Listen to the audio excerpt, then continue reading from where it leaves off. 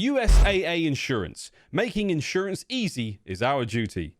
Eligibility restrictions apply. Insurance provided by United Services Automobile Association and its affiliates, San Antonio, Texas.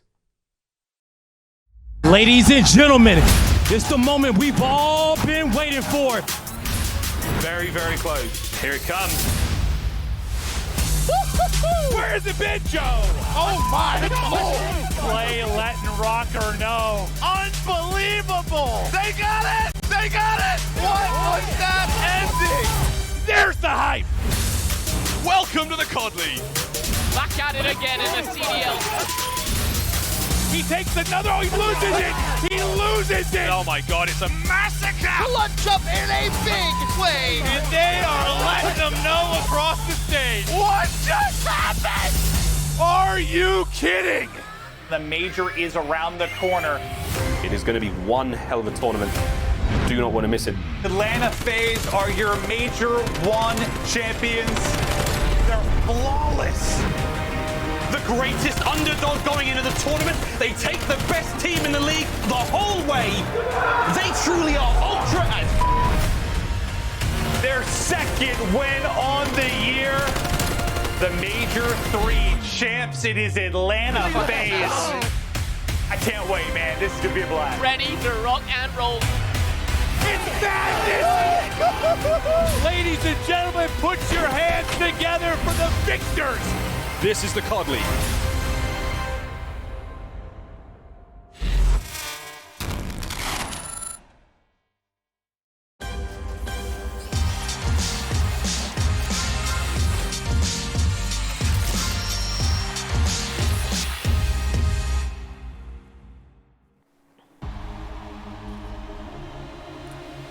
Welcome to the start of the LA Thieves Home Series. Things are about to get very interesting as teams fight for seeding the next 4 days. Take a look at actually where things stand in groups right now, because at the top of their group, FaZe and NYSL both looking pretty relaxed, but NYSL still need to win tomorrow to guarantee winners bracket. Now in Group A, Chicago need to beat Surge today, but still have a bunch of tiebreaker situations to deal with, so they're not actually guaranteed a winners bracket place even if they do win today. Bear that in mind. LA Thieves and Røkkr are practically head-to-head. They play each other for the chance to catapult into the winners bracket. And in Group B, Mutineers, Ultra and Empire can all still switch places with one another. Ultra have to beat LAG today to feel safe, and if Dallas beat Mutineers, we have tiebreaker scenarios coming out of our ears. So much to think about, so little time, and without further ado, why not welcome you guys into our CDL HQ presented by USAA. I'm joined by my mates as per usual, Study and Nameless, and we're going to set the table for the last home series before we have our first major on LAN. First of all, guys, I'm so damn excited for LAN. I cannot wait to see that happen. Yeah. And with that in mind, which team do you think, Nameless, has the most to gain this week? Well, first off, glad to be here. I can't wait for LAN as well. You guys both look amazing. And the team that has most to gain this week is OpTic Chicago. Now, looking at this team and their schedule going forward, they have Surge, a struggling team. And then the match after that, they have LA Thieves, who've just made a roster change. Both these games are huge for them, especially the one against Surge today. It's unlikely for them to fall out of the top 3 if they win today, right? They'll be 3-1. They'll be sitting in a good situation. And they'll be going up against Thieves, where they could potentially go to 4-1. They need this confidence going into LAN. They can't afford losing to a struggling team headed into it. Their confidence needs to be at a high. This team all season long has been trying to break that barrier to becoming an elite squad that is a championship contender. We saw them have their hot streak at the last event, but was it a fluke? They have to answer that question. I think if they go 2-0 this week, it will answer that. For me, I think that NYSL are the team that has the most to gain during this last week before the major. And the reason why is because they get to test their control game versus a team like Toronto, who have just been out of their minds in their last 3 stages in that game mode. The last 17, they're sitting at like 16-1. So it's just a great showing from them. Obviously, when you go back to that Major 3 final, the reason why NYSL lost to Atlanta is because they couldn't win a control. So just having that preparation to go up against a team like Toronto can really prepare them for that major and will tell if they are championship ready. I feel you, Stud. I think Subliners really do have a lot to gain right now. Obviously, they fell short in the last major, but they were so close to doing it. And I think right now, with where they're at, what they've been practicing, how they're looking, I think they have a lot to gain heading into LAN. So very excited with this team, very excited for all of our teams. But winners also produce losers, unfortunately, because someone has to win and someone has to lose. And I'm kind of curious to know, Stud, from your point of view, you know, which team right now do you think has the most to lose? For me, it has to be the London Royal Ravens. The reason why is because ever since they brought in those 2 new players, they've only won 2 maps with this new roster, and that's not good. It's not been a good showing out of them. They win their first 2 maps in their very first series and then go back-to-back and get 3-0'd. It just hasn't been a good performance from these guys. When you bring in new players like Afro, a guy who's making his first impression on the CDL, you want to have that confidence, and it's just really hard when you can't see any wins. Matches aren't getting any easier for these guys. They still have yet to play NYSL, where they have the potential to go 0-4, and they still have to play LAG. So they have the potential to not even get a win on this. This is not good for this team, because when this team was first formed, they were showing great signs. They had the SMG presence. Everything was going great for these guys, but so far it just has been good. So hopefully towards the end of this week, they can build up some confidence going into that major to have a strong showing there. Yeah, and I'm going to go opposite of you. I'm going to go with Toronto Ultra. They have a lot to lose. You have to have something to lose it. And, you know, the perception of this squad is what they could potentially lose this week going into their next 2 games. I mean, one, they're not even guaranteed top 3 right now, so there's a potential tiebreaker situation. This is a team that started off going up against Mutineers with a tough loss. They had to fix their search and destroy. They've had some decent bounce-back games, but you're looking at a Toronto Ultra team that was unequivocally top 2 in the world. New York has tested their gangster, though. I think a lot of people are putting New York up there. So that match, that last match that they have is extremely important for them, not only just to secure top 3, but just for the perception of their team headed into a LAN atmosphere. Oh, definitely. That's a banger of a match if I've ever seen one. Definitely. New York Ultra, that is going to be huge, especially with what is on the line. Now, this competition, you know, this league is at an all-time high in terms of competitiveness. We have tons of incredibly talented rosters and teams here, and every single week we feel like, you know, we see a different person on top, a different team on top, and sometimes our big dogs kind of fall off a little bit. With these poor showings in mind, gents, I just want to know who can't right now afford to have a poor showing. Which team do you think could get up there, but if they don't perform very well, they're not gonna make it? Yeah, I'm going to go with Dallas Empire. I just think with everything going on, the decisions that they made throughout this year, like, they could potentially implode if they don't figure it out by the end of this major. I mean, by the end of this week, honestly, they're in a situation they could still get to that top 3 if they win out or win their next match. And, you know, looking at this squad, they had an opportunity to get a huge win over the New York Subliners. They've been hobbling their way through all these matches. They somehow managed to find themselves in a Game 5 where they're up. New York comes back, beats them in that match. And, you know, it's just a tough loss for that squad. So they have to bounce back from that. But then looking at a player like Vivid, that was his best series he's had since he's joined the squad. He was leading the team in damage. He was leading the team in total kills. And, you know, he had a 1.04, which is a respectable KD. He played his part. And he just needs to be consistent. That's what they picked him up for. And you could see the results that happen when he shows up to play. They tested one of the best teams we have in our league all the way to a Game 5 where they had the advantage and should have come away with that W. For me, I feel like the team that can't afford a poor performance has to be that new LA Thieves roster. Obviously, you coming over some big roster changes, taking out Venom, taking out Draza, to bring in Huke, to bring in Slasher. And obviously, this team is so stacked on paper. And with LAN coming back next week for that major, they need to come out versus Røkkr and OpTic and just make a statement, because so far stage 4 for this team has not been great. They got a 3-2 win over Seattle, which are the worst team that we have in the CDL. Then they lost in a 3-0 fashion to Atlanta, and then got 3-1 by Paris. And that's just not good. With the caliber of players that they now have on this team going into LAN, that's going to be a big part, because they're just expecting experience. So this is going to be great for this team to go up against those final 2 rosters like Røkkr, like OpTic, to really see where they stand and just have that confidence to go into that major. Yeah, for sure. I've got to agree with both you boys. I think it's great that Vivid has shown up when he needs to, and it's great to see him in full form. Last time we saw Dallas Empire. And I agree with you. I think LA Thieves right now, this is a bold move, a bold choice. I do feel like we're seeing a bit of a LAN team forming here as well, though. I think this has definitely got LAN written all over it. Talking about LAN, we have got this home series before it, and this means everything going into LAN. Let's take a look right now at our schedule, presented by US Army. So first up today, LAG take on on Toronto Ultra, and Seattle Surge join very, very shortly behind them versus Chicago OpTic.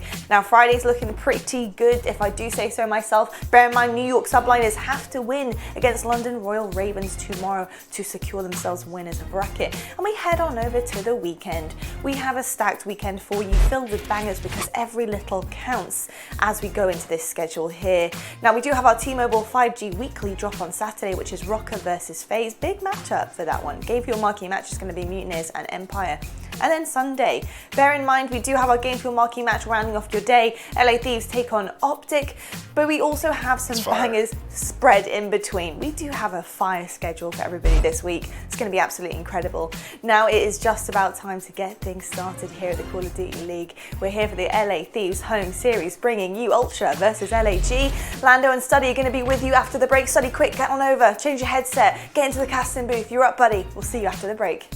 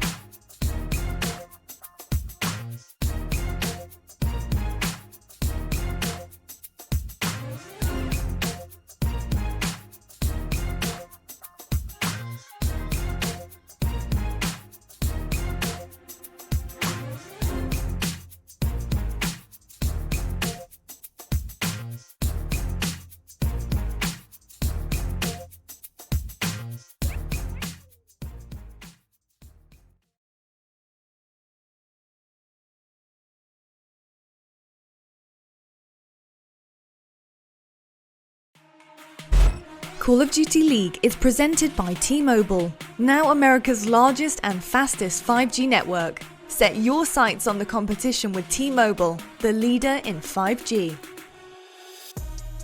Presented by USAA Insurance, easy insurance for stuff in real life.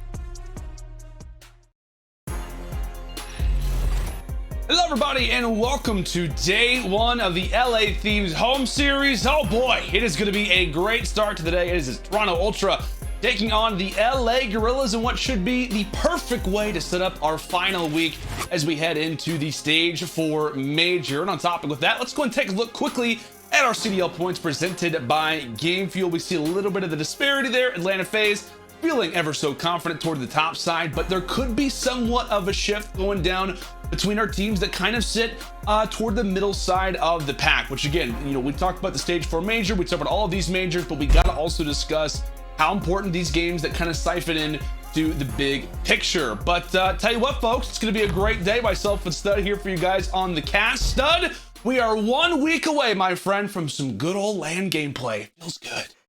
Oh, I'm so excited, man, for LAN to get back. Not only for me, you know, being a former player, but for all the players out there. This is something that they have been waiting for, and that's why LA Thieves made the roster change that they do, because they know Slasher, he just loves himself some LAN. So I'm excited for that to come back. But between this matchup right here, it's going to be the Battle of the Purples. On one side, Toronto, they were able to get in there last week with both 3-0s, and on the opposite side, LAG currently sitting on 0-3 for the stage. They need to have a bounce back answer because they're currently sitting in a nice spot for that CDL points, 60 points below Florida. They need to start changing some wins to try to get to that top 8. Absolutely, my friend. As you said, it's a big week for Toronto, and they're also looking for another big week. As we said, those top 3 seeds mean everything for these teams coming into, like we said, that good old stage 4 major. It's going to be on LAN, and one team that I'm super excited to watch, of course, when we get to LAN, is going to be the Toronto Ultra. Go to meet the team.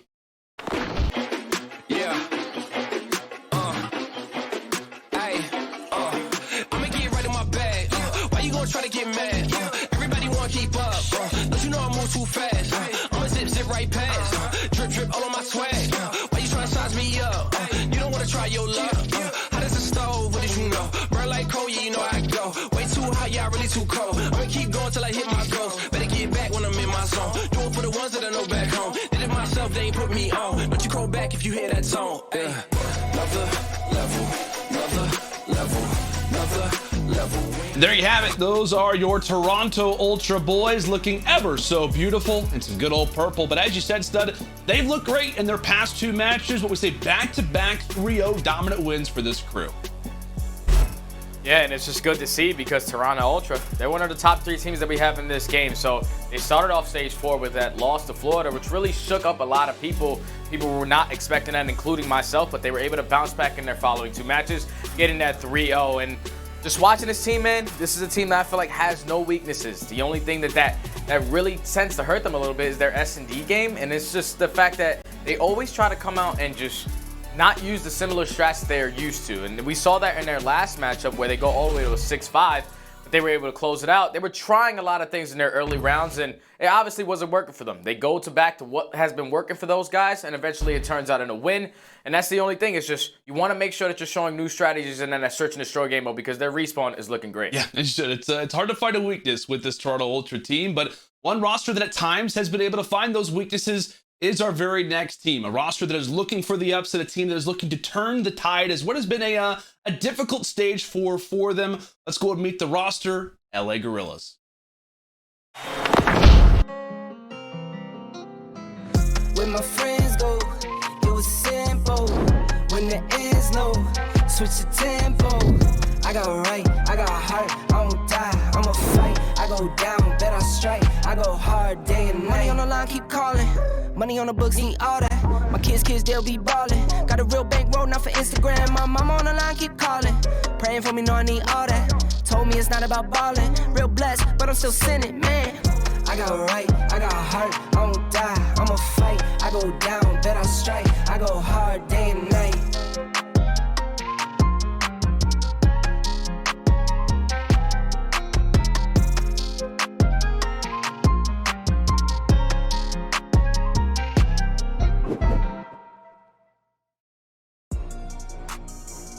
As we said, for the LA Guerrillas, it has been a tough streak so far throughout stage 4. They are currently sitting at 0-3 right now, and as we said, the road for them does not get much easier today versus the Ultra. It definitely doesn't, man, and it's really difficult when you look at this LAG roster because when you bring in a player like Cheen, obviously in the beginning stages, their respawn was starting to look good. They were pushing a lot of these teams to a game 5 and didn't have that ability to close out on some. But just ever since stage 4 started, nothing has been clicking for these guys, especially their hardpoint. And let's just hop right into our game fuel keys to victory for LAG. Hardpoint can't continue to be as bad as it is.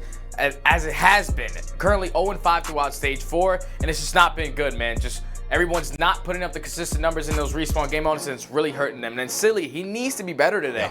0.64 overall KD in stage 4, last in the CDL. And this is something that we weren't really expected to see because Silly, he's a great player. But ever since he's made that change from that AR to that submachine gun, he really hasn't found his rhythm. And he's currently sitting dead last in the CDL. The guy needs to be on point to at least help aBeZy out in those SMG engagements. Yeah, when we talk about, the other side, they're going to have a very formidable opponent when we talk about those SMG roles specifically. But now our game field keys to victory here for the Toronto Ultra. Don't allow for Cheen and aBeZy to gain that confidence. The last thing that you want to provide a team that in this kind of situation is maybe the lesser of the two is to provide them with unnecessary confidence. You gotta shut them down and that first hard point. Also, keep up the dominance in the controls. They have won 16 of their last 17 controls. Unbelievable. An unbelievable stat, and one guy who has helped been leading the way. In fact, has been Benjamin Vance, as he's currently at a 1.16 so far throughout stage 4, looking his best, which is great to see, of course, if you're a Toronto fan. Just one of the many scary things to be keeping in mind, of course, if you are a Guerrillas fan in this situation. But as we take a look now at our maps and modes, it will be Garrison Hardpoint for map 1, Express S&D, some good old raid control and hardpoint. And if we can see it, if we can get down to the wire, it will be some good old standoff, search and destroy. Oh boy, Stud, as we take a look through the maps and modes, map vetoes, I mean, for a moment, any map in particular kind of set up what could be a sequence of success for the Guerrilla side? Well, definitely looking at that map 1 to map 3, like Garrison Hardpoint is one of their best hardpoint maps, even though they do have a negative record where they're sitting at 4 and 5 on it. But they're really confident there. And then that control rate is another huge part, and they'll be sitting at 5 and 4. The only thing is, on the opposite side, Toronto have basically played that map 20 times, so they know exactly what they want to get done there. So this is going to be a really difficult series for LAG to try to get done, but this first map is going to tell me a lot because Toronto on that map number 2 Express, they're 5 and 1, so you cannot go down 0 and 1 in this series if you're LAG. Yeah, I know this has been kind of a stat that you and I have set on for a while. We've talked about it at times when we've talked about the Toronto Ultra. Right, Ultra, they have 12 losses on the season. 11 of those 12 losses have been because of a game 1 hardpoint loss. So if we're talking about, I guess you could say, kind of a blueprint stud, it's going to be in those game 1s, and it has to be the case here for Guerrillas as we now go ahead and fly on in for some good old Garrison. And really, so far, Hardpoint has not treated the Guerrillas too kindly, stud. 0-5 so far in stage 4. Yeah, it's not good, and that's exactly what was happening right there as Cleanex was able to find 2 on that hard point. So this is all on Silly now to just try to keep control of this top green, not allow players to try to push out and flip these spawns. So far, Toronto, they're getting a good amount of time off that P1. Silly's going to win his engagement towards green, so now this allows his teammates to try to put some pressure through lights, try to put some pressure through the middle of the map, try to give up, to not allow Toronto to get a lot of time off this. Based off these few sequences here, here's that Toronto Ultra, they pretty much push on through the spawn, and with that, they have flipped things. 25 unanswered points so far at P1, and it only looks to continue. Possibly the rich getting richer as aBeZy's able to toss out a nade. He and Sheen able to put down 2 for a moment, but with that, it still is Toronto sitting in the driver's seat. They've got P2 now set, ready and prepared. And Seth, I want to ask you, like, when we talk about this LAG team, specifically a player like Silly, I mean, as we said, not looking great in hardpoint. He's last currently in hardpoint, last in overall KD so far in stage 4.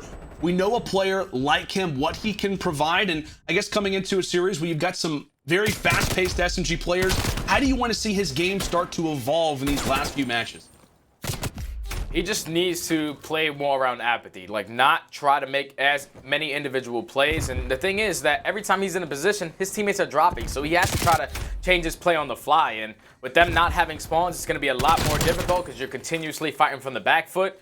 But as long as him and aBeZy can just really just set the tone with the aggression of those SMGs and just work well with each other, flip the spawns when they need to, make sure they're trading the kills when they need to, is going to be the greatest thing for these guys because, like you said, Silly's just not having a good stage 4 so far with that SMG in his hands, and hopefully he's going to be the answer here soon. Yeah, I'll look to try and be that, starting things off 5 and 3. Just as we talk about him, finds himself for a nice little 4 spree. He's going to be able to answer the call of Vance. Unfortunately not, but that's where aBeZy can pick up right where he left off. Some much needed time that has to go in the favor of Guerrillas as the Ultra come through and answer out in a big way. Walking the first 2 hard points is Insight and Cleanex. Look to deal the damage from the front. Considering that LAG still with spawns toward the backside, Assault with some good teammate support are able to drop 3. So LAG for a moment, sweat off the brow situation. They clear the first wave. Yeah, and this is good because Ultra were able to chain that P1 to P2 and open the lead substantially. But this is a good bounce back kill. The only thing is you have to try to fight out of this with the 15 seconds remaining. So you're going to see a couple players from LAG trying to push through dark, trying to get through that top platform. Just get to the opposite side of the map. But 2 kills are going to go in favor of Toronto. aBeZy with the trade, and with Cleanex getting that one, that's going to force a lot of the players from LAG to spawn out towards behind them. So this is going to be huge. And just looking at the minimap is throwing me off because both of these guys are purple. I don't know what's going on, but LAG, they have the spawns. They do. LAG, somewhat of a good spot. We'll see if they can continue to echo off of that success that they have seen up to this point. Ultra still in a good spot based off of the game. But when we talk about P4, P5, a lot of times it can be up in your face, a lot of aggression, a lot of kills going down at once. And oftentimes that can come down to the communication. And I think it's fair to say, let's go ahead and step aside and listen in with our Astro listening on the Toronto Ultra. Green top floor, Silly's last guy there, so mid right corner, make sure you block. I am blocking green. I don't know where Silly's going. He's got tools. He's got tools. He's got tools. I can't hold tools. I pushed up here. I'm watching my tools. P3 app. One shot. You. Go on you. Maybe D right. I need you. You're D left on me. I'm pretty sure. Assault's one shot back left. Absolute back long. Assault's back left. Really big rails. Rails on me. What we do? Listen, you stay pushed out. Two flooding. Yeah, I will be. They're all on the ground. They're all in the bin. Listen, Sheen and Silly spawn in the back. Big kills on them. P3 or P4, P4 and Cheating Silly spawn in the back. I've got one, I'm playing my life. I spawn breaks here. They're wrapping breaks. We're still One in shot. Apathy's flat one shot. Cheating bro. Listen, I'd get Right. Cheating, absolutely right, Toby. Literally so weak. Nice, bro. Gold. More probably. Yeah, I spawned here. Listen, Cheating Silly's gonna spawn over there. Assault's in time. Assault's in time. Nice, good shit. Nice, that's that. Cheating Silly in the back. Oh, sorry, back break. I've got it. Go Toby. Yeah, I'm dead in time. Cross that, please. On the right. I'm absolute. I can't help you, Toby. In breaks, Jamie. My ramp, absolute. Step. I'm dead on the cross. Went top green. Play gold. Already gonna be green. Already gonna be green. Hold that cam. Yeah, I can. He can. He's already up there. He's already top green. Chill. We need to take your time. Give me crossing. I spawned in the back. I gotta say, Stud, I think it's fair to say, like, based off those listings there, I think one player that kind of stuck out for me was Cammy. Like, I know, you know, in terms of the lane department so far, he's not having the greatest of games, but he really hasn't had to. Like, Vance and Kleenex have kind of led the way, but he's calling out kills, he's calling out spawns, when to hold kill cams, etc. A lot of intangibles from this guy, Cammy, especially when we talk about that conversation side of things. Yeah, and Cammy right now is the floor general. He's letting his teammates know, like, hey, this is where they're spawning, this is what's going to happen on the map. And he's just making sure his teammates are aware, because obviously this is their first match. You want to make sure you're on point to start off stage 4, at least in this week 3 going into that major. So Cammy, obviously not having the start that he wanted to, has stepped up in that leader role and is really just directing his teammates. And some great shots right there onto aBeZy, able to get the 2. And he's already has some tank control from the top green. They're still getting a good amount of time off of this P1. This is where the game can get out of hand if LAG can't pick up these kills. Yeah, last time around it was the Ultra who were able to pull off some crazy plays. This time around, LAG possibly learning from their mistakes. But again, you look at that scoreline right now, what, nearly 160 to 80, doubling the score of the opponents. A huge hill inbound for Guerrillas, possibly a game-defining one, depending on how the Ultra look to play this. As now it will be the 2 players making their way from the back, both Vance and Kleenex in combination together. So deadly as the 3rd one falls, and now it all comes down to Father App on side of the point. How big can he go? And the question is, not at all, as Cammy picking up right where he left off. A great sequence there for Ultra as they are able to break in toward P2 once again. And LAG, they were fully set up there. You had a player that was playing towards the back and a player sitting on the top of those crates just assisting the guy in the back. But both players drop, and then eventually the 3rd drops in the middle of the map. It's all left up to aBeZy. They only get 10 seconds off that time. That was just a terrible setup from LAG. They need to be a little more tighter, or at least Windows engagement so they can fight back into this one. But now they find themselves having to try to break in. Toronto with the great setup, able to get this remaining 15 seconds and break that 200-point mark. So now you have to focus off the rotation. Right now, LAG, they just haven't woken up. aBeZy, we need to win that gunfight, man, because now it's all left up to Silly by himself off the rotation. Yeah, that's a great call, my friend. And really, based off of Slang, nobody really out of the question too much. Like you see Cheen 14 and 19, but really nobody highly negative, if really negative at all, from the Guerrilla side. It has just been the more impactful kills coming out of the Ultra as aBeZy looks to try to get in the conversation. But as he falls, it will be once again Ultra put in a prime spot. Based off the way that Insight has been playing, especially in these last few matches, it is going to be hard to contest a player like him. And as you said, Stud, it is hard to find a weakness with this team in multiple different areas. This roster can just surprise you, and Insight has been a rookie, right? He comes in, he's been so good for this team. He's been playing lights out, and Guerrillas have not been able to handle it. It's 212 to 93. The Ultra continue to pile on the points. As we head to P4, P5, something has to get going for Guerrillas. It has to get going quick as Assault finds 2. And that's a huge 2-piece because that's going to force both players to spawn out towards Junk. The only thing is, Silly is going to be that player that dropped early off the rotation, so he's going to spawn towards back P3. And just like that, Toronto were able to break in.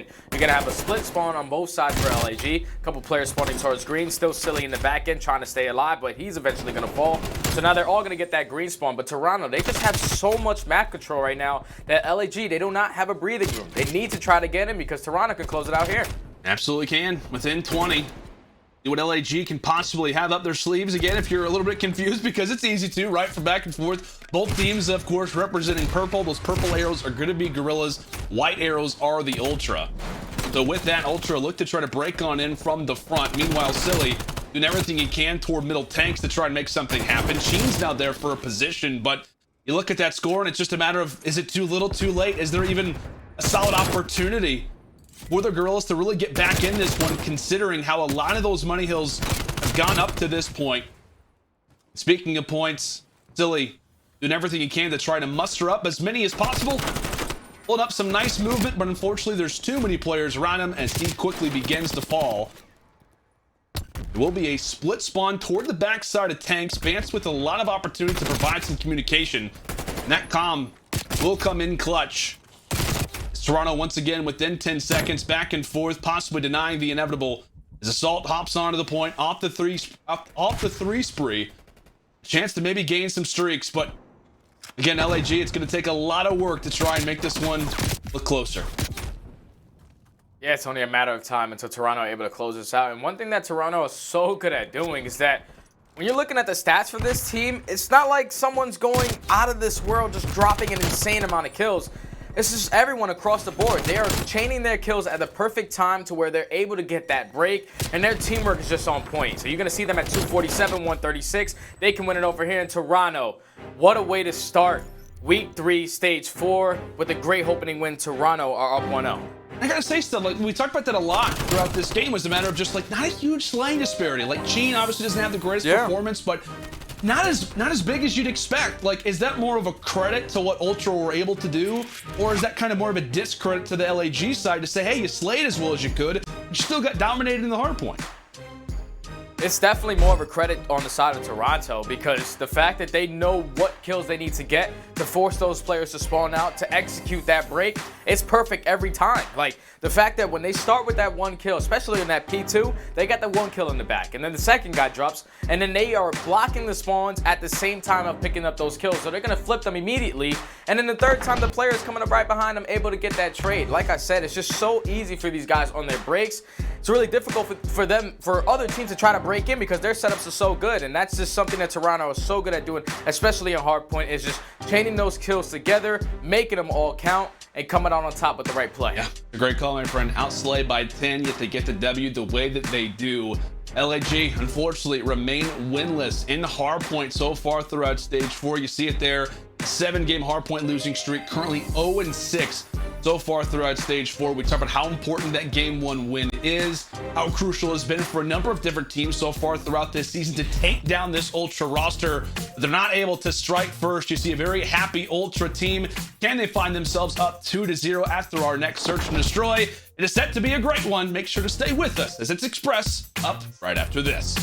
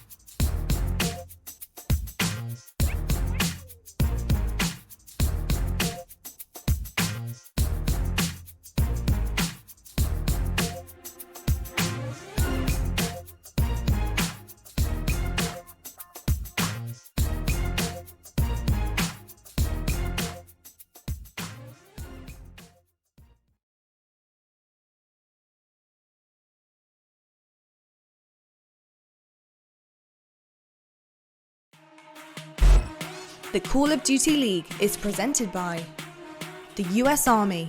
What's your warrior? USAA is made for gamers. Level up your gear protection with USAA Insurance. All right, folks. Well, it's the Ultra answering early, feeling good after that hardpoint win. As we said, that couldn't have been a key to success for LAG. We talked about in our keys to victory how big of a game that potentially could have been for the Guerrillas, however, are not able to get it done.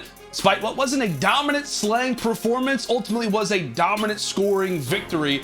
250 to 136 is how our first Garrison, or rather our first hardpoint on Garrison ended up going. But Stan, I want to talk to you a little bit more about this guy Insight, because I feel like despite how often we talk about the Ultra, at times he can kind of be that player, but considering that he is a rookie with these numbers, like, I mean, how impressive has it been to see this guy performing the way that he has? Man, ever since this guy's entered the team, all he's been for this roster is a success story. Like the fact that his overall KD is a 1.11, that's fifth throughout every single team that we have in the CDL. The guy's just Mr. Consistent, and that's the thing that this team was not, that they needed, was just a player who can consistently just throw up the numbers like he does. S&D, obviously, he's sitting #1 overall. And he's definitely #1 priority when it comes to that rookie of the year category. The only player I can see underneath him right now is HyDra, just because of his impact for NYSL. The only difference that they have there is that they haven't won yet. So Insight is definitely rookie of the year right now. I want to ask you, like, does Insight remind you of a particular like main AR player, kind of like throughout COD history, like the play style, just the way that he maneuvers throughout the map? Does he remind you of any player in particular? If I'm thinking about it, you know, slow, stationary, mammoth AR, I'll probably have to go with, honestly, it's not as exciting as of a player that he is, but I'm going to go with a comparison to Octane. It's just because Octane, he just does, for the last couple of years, his fundamental AR play has just always been there. The guy's going to get you spawns. He's going to get that two-piece to at least win the rotation as well. And that's just something that Insight's been able to do ever since he's entered this roster. He's just been a great fit for these guys, especially in those hard points, specifically in that S&D. He just takes over, man, and just the comparison between him and Octane, I feel like they have a lot of similarity. I'll tell you what, man, they also have kind of a similar comparison to Search and Destroy kind of so far throughout the year. I feel like at times Octane has kind of carried the load for the Surge throughout Search and Destroy. I know last year really wasn't the greatest case of that, but historically has been a great S&D player, and so far from our short sample size of Insight, he has been amazing in S&D, currently holds the #1 KD in the CDL right now. And I know we continue to stack on the positives, but studies you see on the screen there for a moment. Ultra also 5-1 on Express. Insight has a 1.38 KD on Express, Search and Destroy. I think it's fair to say the ARs, they have to be primed and ready to try and take that Insight as often as they can. Yeah, you got to just stay away from that guy at that point, because we know how he likes to play this map. He's going to be that island player who's going to be sitting towards top catwalk with that AR, picking people out of that top control room. And he's just so good at doing that, just so good at just maneuvering around the map and playing with his teammates so well that's going to be really difficult to just try to keep track of this guy.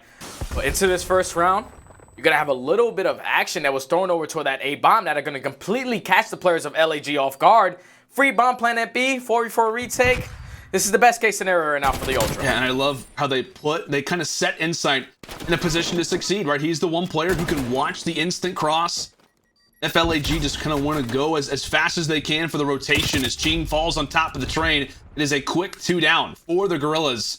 Vance on the hunt, aware of the positions of the opponents. Is Silly able to drop one up close. Meanwhile, Assault still in the midst of a battle. 15 seconds left, and LAG, they have got to get to that bomb soon. As Silly remains the last player alive. Cammy is there for the trade, and there we have it. Ultra the bait. Ultra the great answer early in the round victory. That was such a great round, man. They threw so much tacticals at that A-bomb site that LAG put 3 players in towards that control room, and they immediately went from that point of the map to hit straight through catwalk and just went straight to be the planet. Caught the players of LAG off guard. That's why Insight was going to be that island player sitting in the back. Picks up 2 players on the flank, and then Cammy picks up the other 2 as they were wrapping back towards the ramp. Just such a great round right there to the Ultra.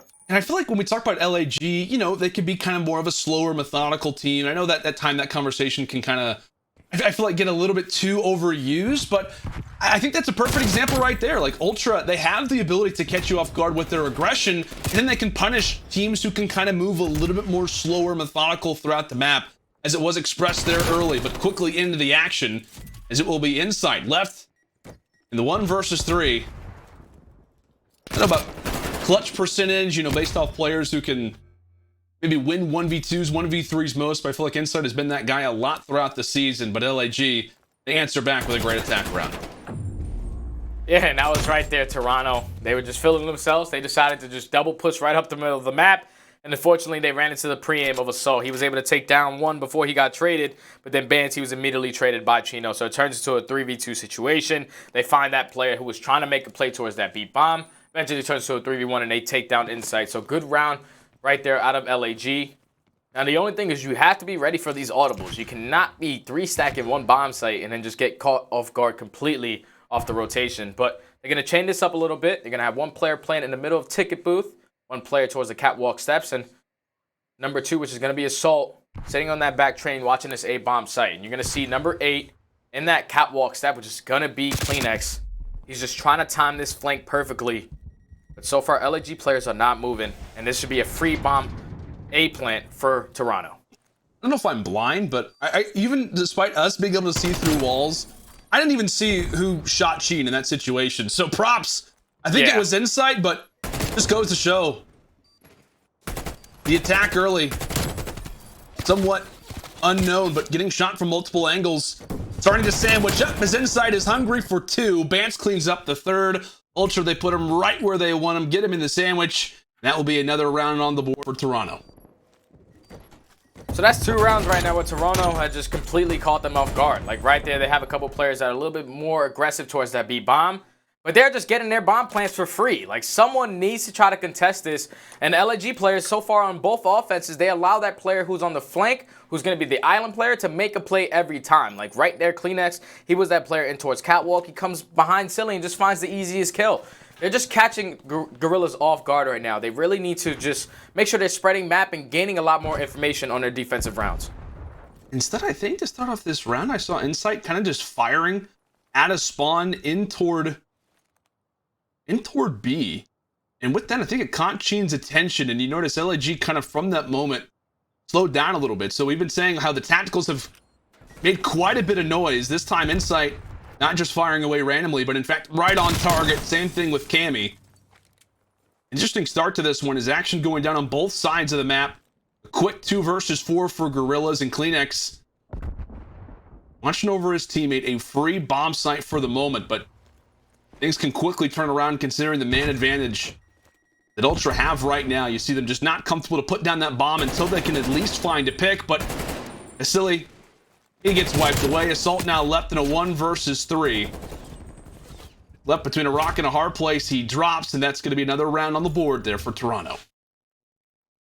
Yeah, an Insight right there. Great round. He just wraps back towards his lower backside, able to get the first blood onto Chino, which is going to shake up the players. And aBeZy feels like once his teammate dropped, that there's going to be nobody at that A-bomb site. But he tries to late flank through that A-bomb. Cammy catches him off guard and immediately turns into a 4v2. They know that they can't plant that bomb in a 4v2 situation. You have to try to find a kill, but Toronto, they just collapsed on them and made the round look easy.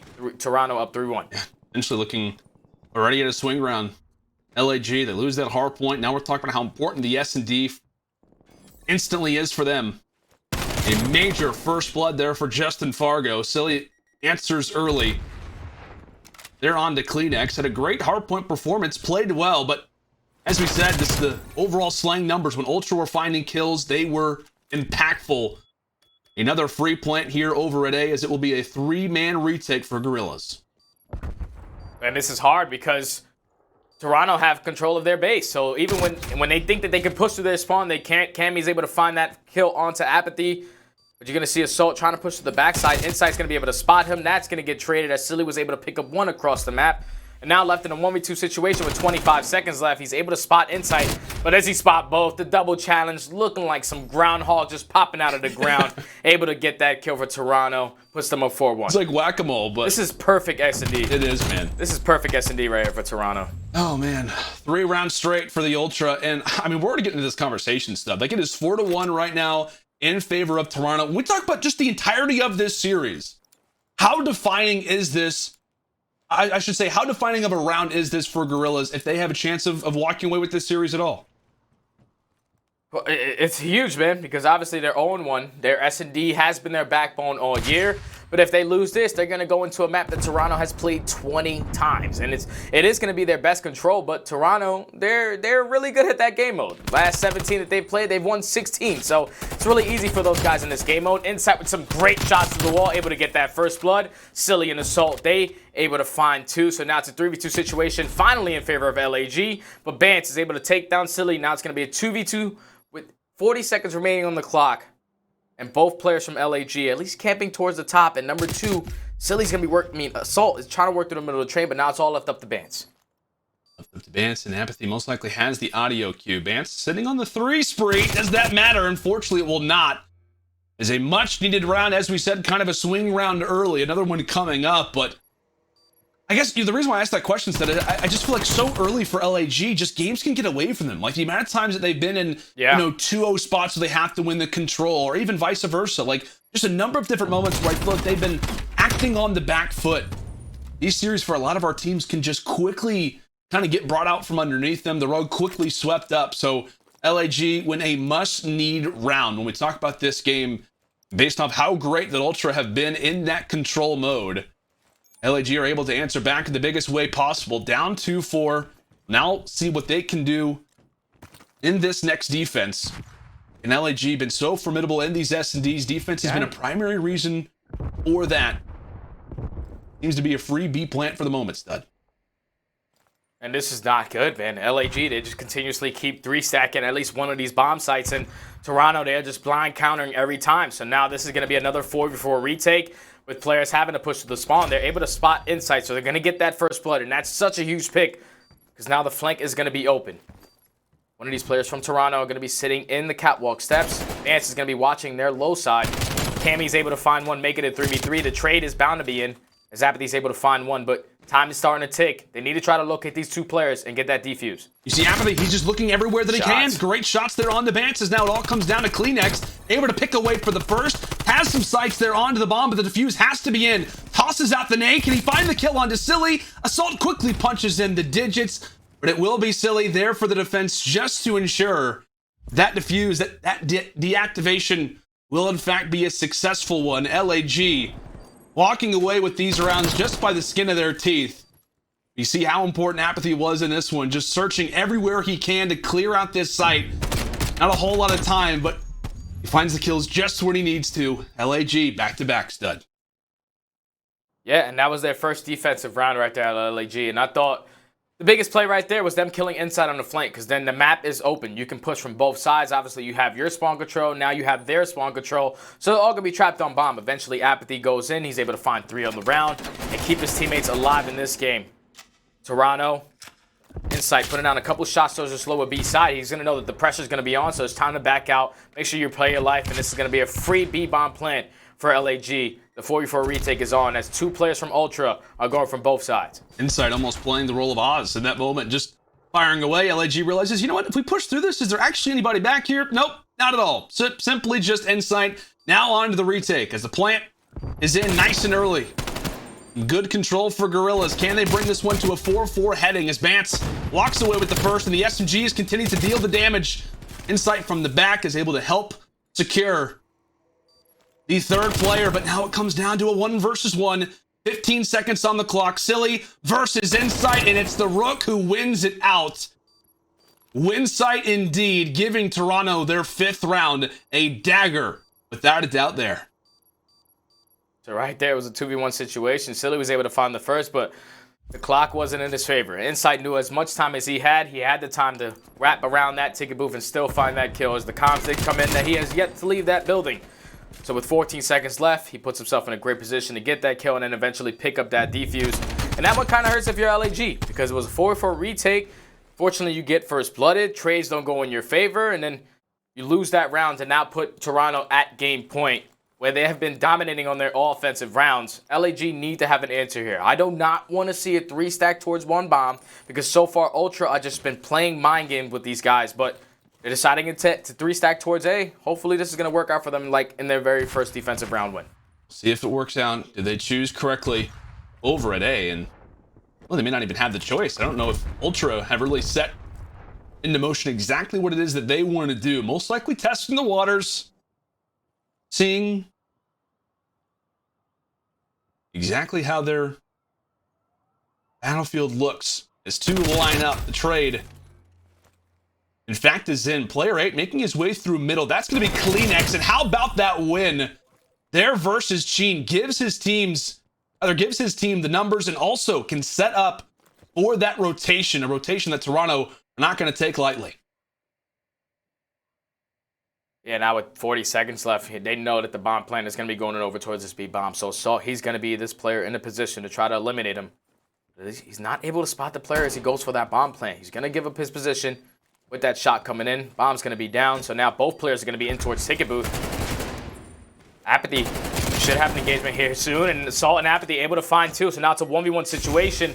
Assault knows he's one shot. You got to get out of this. But CleanX, has he read this wrong? Does he not know that he's in the catwalk steps? The sound cue is going to come in, so turning his face to the right, but Assault's going to be under the fuse. CleanX, get him. He does. CleanX checks it. And what a play from the Great Dane. Makes the call, gets the read, and locks up the search and destroy. Some big rounds needed from CleanX, but he answers exactly when he needs to. Holds off the frenzy and holds off the momentum there for the Guerrillas as Toronto now find themselves up 2-0 in this series. A great beginning for this team, and you could argue a more impressive closeout considering the clutches that were needed. Stud, I mean, tell you what, man, it hurts if you're a Guerrilla fan for them to be losing search and destroys like this. Last time these teams played, which is around a month ago, went to around 11. This time around, not so much the same.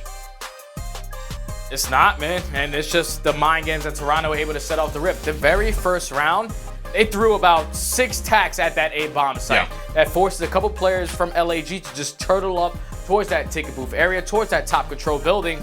And unfortunately, they just went all the way through catwalk and got a free bomb plant. Yeah. And that's exactly what they were doing the entire early rounds, was just catching them off guard. Complete blind counters right there out of the Ultra. Obviously, they went back and did their homework, and it definitely showed, at least in the early stages of that game. Yeah, it definitely did. Like there was, like I said, a number of different moments where they were kind of selling the plays, right? They were kind of making it seem as if there was a push going one way. We talked about rotations, how common that is for this team on maps like Moscow, and obviously you see it here on Express as well. Just a great overall performance from Ultra. When we talk about their offense, their defenses, at some point, Stud, you said it was perfect S&D, and for a while it definitely seemed as if that was the case. A great win for this team. As now we'll go and take a look at our U.S. Army tactical play.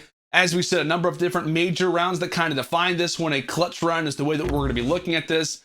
Stud, what are you seeing here? So this is the 4v4 retake. LAG, they are able to get that bomb play. You see CleanX, he's coming through this side catwalk steps. Puts out some early shots, but doesn't commit to the gunfight. So that allows the player on his team, Bance, to hit the flank. And at perfect timing, CleanX is able to come around the other player and get that trade. So obviously those two drop. So it turns into a 2v2 and then immediately traded by Bance. Now it's a 1v1 between Silly and Inside. And just look at that clock. There's 15 seconds left. Inside knows he is yet to leave this ticket booth area. So it's all about just finding this player, taking your time to pick up the kill and get the defuse. And he just played it perfectly, man. That's why he's #1 overall. When we talk about this game mode in KD, the guy just has so much patience and just believes that whenever he's pre-aiming down a lane of sight, someone is going to walk in front of him. And it just works out for him every time. Absolutely, my friend. The rookie filled with confidence.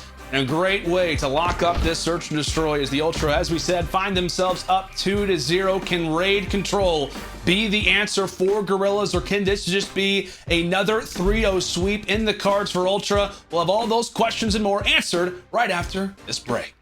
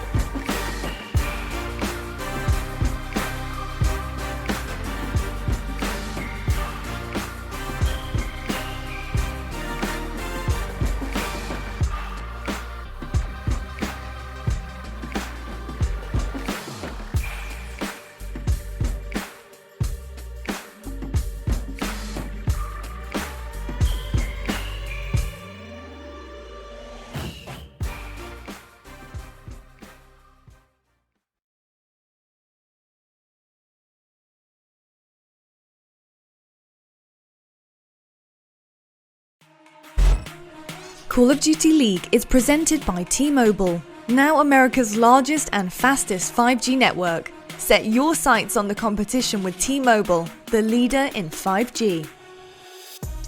Scuff, the official controller of the Call of Duty League. Seany, the official eyewear for the CDL. Armor your eyes with Seany Blocks blue light protection glasses by visiting seany.com/gaming. They can win it here. Røkkr can take the map, take the series, dominate the North with these final 8 points. Scrambling in is Ultra. Can they get in? Can they slow it down? Can they get to a map 5? They can't do it. It's a Røkkr victory.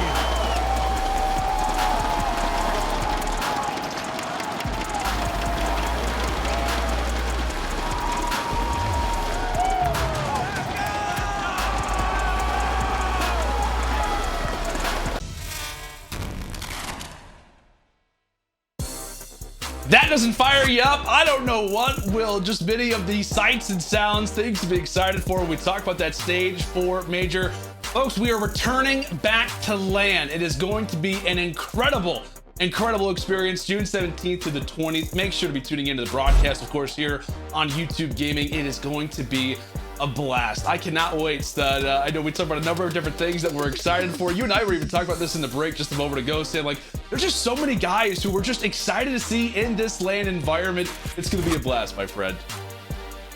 Yeah, I'm super excited for LAN to come back, man. And obviously, we know for the Stage 4 Major, there won't be fans. But when eventually fans get back in, let me tell you, that's like a whole different battery in your back. They provide energy that you never felt before. You feel like a superhuman playing against everyone. It's a great feeling, man. But just looking at Toronto Ultra's control record since April 10th, 16-1. KD sitting at second, attacking rounds at second, defensive rounds at second. These guys are just, this is their game mode, man. Like, we should just change the name of it to Toronto Ultra. Like, it's over for control because they are just so good at this game mode. The fact that they have so much teamwork in this and they know how to execute every play.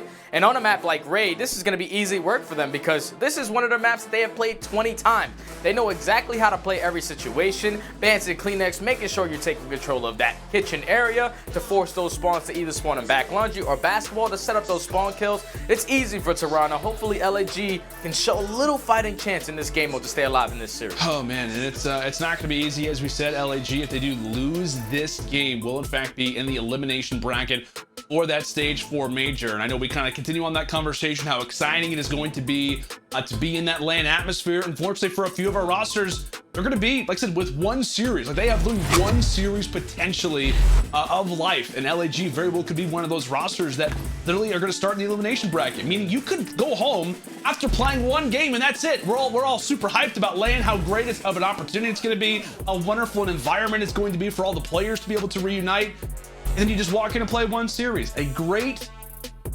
opportunity potentially for the Guerrillas to start to bring this one back. But as we've said, Stud, Ultra, we might as well name the game mode after them at this point. Unbelievable in their last 17 games. Phenomenal performance, and as we said, Raid is the one that they have the most experience on. Experience commonly is a synonym we use for a team like the Guerrillas. Veterans on this roster. We'll see if they can hold off the onslaught, and doing so early in these initial fights. It's aBeZy nearly finding 3 straight, but presence without a doubt felt for Guerrillas as finally Ultra looked to fire back. And that was a great start right there from LAG to just shut down that initial push from Ultra, gain some more map control, and put your team in the advantage in that live count. So now you have players like Silly who have the ability to hit that flank towards Art. Unfortunately, he's going to get shot in the back and most likely he's going to drop. But just such a great start to not give up that early point to Toronto that easy. They still have that live advantage. Eventually, the progression is going to start going up on this 8 point. So you have to try to make a decision. Do you want to continuously throw lives at this, or you just want to get this up and play the 2-minute defense? Right now with the player in Silly still sitting in towards top laundry. Some great shots onto Kleenex, able to shut him down. But unfortunately, he's going to get traded by Insight. So it's going to be a 2 live advantage for 2 minutes of defense. They can definitely get this done. As you see, aBeZy already has bedroom control. Yeah, great setups early from Guerrillas. They know the game plan, and about this flank set up for aBeZy. He doesn't just stay inside of bedroom, but in fact makes the flank a success. Cely able to put in the third. A great sequence there for the Guerrillas once more. Unfortunately for them, they were not able to hold off the push being made toward A, but they just had a few of these sparks just early on in this round that have showed this team's not going down without a fight. Another flank possibly set up as Cammy drops. Cely is there for the instant reply. Great plays so far from Cely on the 4 spree. Meanwhile, it's Insight, though, leading in that streak conversation, now sits on 5 in a row. And how great those could be for either of these sides to get early on in this game. Assault, ready, prepared. Minute and 10 on the clock, and Toronto, again, just have yet to make it past that 50-yard line. As one falls, Cely only continues. This is where it gets scary because now Bance is in kitchen, so they have that control. They're picking up kills out of the bedroom. Bance is still spawn killing a couple players, but unfortunately he's going to get traded by Cely. So now that leaves it up to CleanX to try to keep this position for his team to try to get pushed up, and he's going to push himself to the back of basketball court. He's going to be able to pick up this kill, and this is going to be a great setup right here for the Ultra. Obviously, they have to watch water steps. They have to get their money window. They're just doing a great job at just getting some early progression. The first tick is in. Unfortunately, 3 players are going to drop in. LAG, they answer on the defensive hold, and they should be able to close out this round with a 12-3 live remaining. You like their chances now at 2 versus 12. And good luck if you're inside CleanX in this moment. I guess if you're LAG, you can just reflect on what has been a very successful start. As we said, just a number of different moments where Ultra kind of gave it their best. LAG just come through with much better setups and walk away with, I must say, a solid and very convincing round, considering how great that we know Ultra are in control, and specifically on these raid offenses. Yeah, and that was just great plays right there out of Cely and aBeZy. That SMG duo were doing such a great job at just causing problems for the Ultra in their base. aBeZy hit the flank not once, but twice from bedroom, and it was a success story both times. And Cely, he was doing a great job at just holding down that middle P5, just allowing his teammates to stay pushed up towards bedroom. No one was dropping, so no one had to fill any gaps. That was just great plays right there out of LAG. And I fucking can't be understated how impactful a player like aBeZy is. Obviously, he starts off 10-5. You see Cely, the SMGs who just kind of really struggled kind of so far throughout this stage. As we've talked about Cely, you know, KDs have just not really been there for him. But the impact of a player like aBeZy, that you've played with this guy, if he's getting loud, the team is going to get motivated off of that. And who knows, maybe that round in particular could be just what they need to get back in this series. Yeah, and when aBeZy's playing like that, there's absolutely no player on this earth I think that can touch him, because around champs time is when you see full capacity, what aBeZy is usually supposed to be like. And obviously going towards the end of the year, he's all about just putting in more time, getting more reps, getting more consistent in your gameplay. But Bance, he's just running around Art, just picking up kills left and right. And so far, LAG haven't found the opening. They're able to get that kill on the Cammy towards B. So finally, some progression is going to go on. That's going to allow Chino to win that engagement from water steps. Trades going back and forth. And just so far, LAG are trying to fight for this B control nice and early. So that's really one thing that has held back LAG have been these attack rounds. It has been attack all season long, ranked number 12 in attack rounds on the season. They are 9-36 on the year with a 0.83 KD. Some great progress being made at B before Cely drops. aBeZy's still alive, but again, like we said, attacking rounds have not been good for Guerrillas. They're just looking for double digits so far here in the CDL. aBeZy hanging back here could definitely be the lifeline that they need. 38 seconds left, but with Insight pushed up as far as he has been. Granted, that B progress is nice, but really, what can you do off of that? Ultra, they've read exactly what the play is about to be. Another one found for Insight as Assault's the last man up, alive toward the point. And you see Ultra, they're beginning to surround it. Yeah, they're just completely disregarding aBeZy until he's able to get in that play. Finally, he's going to pick up a kill towards Laundry, but that's going to be immediately traded. The challenge is going to come in from Cely. He's able to win that. But with 19 seconds left, if you're the Ultra, you're just throwing some lives at that. You want this round to end before they even capture that point. A trade is going to come in for CleanX. But still, there's only one player on this 8-point.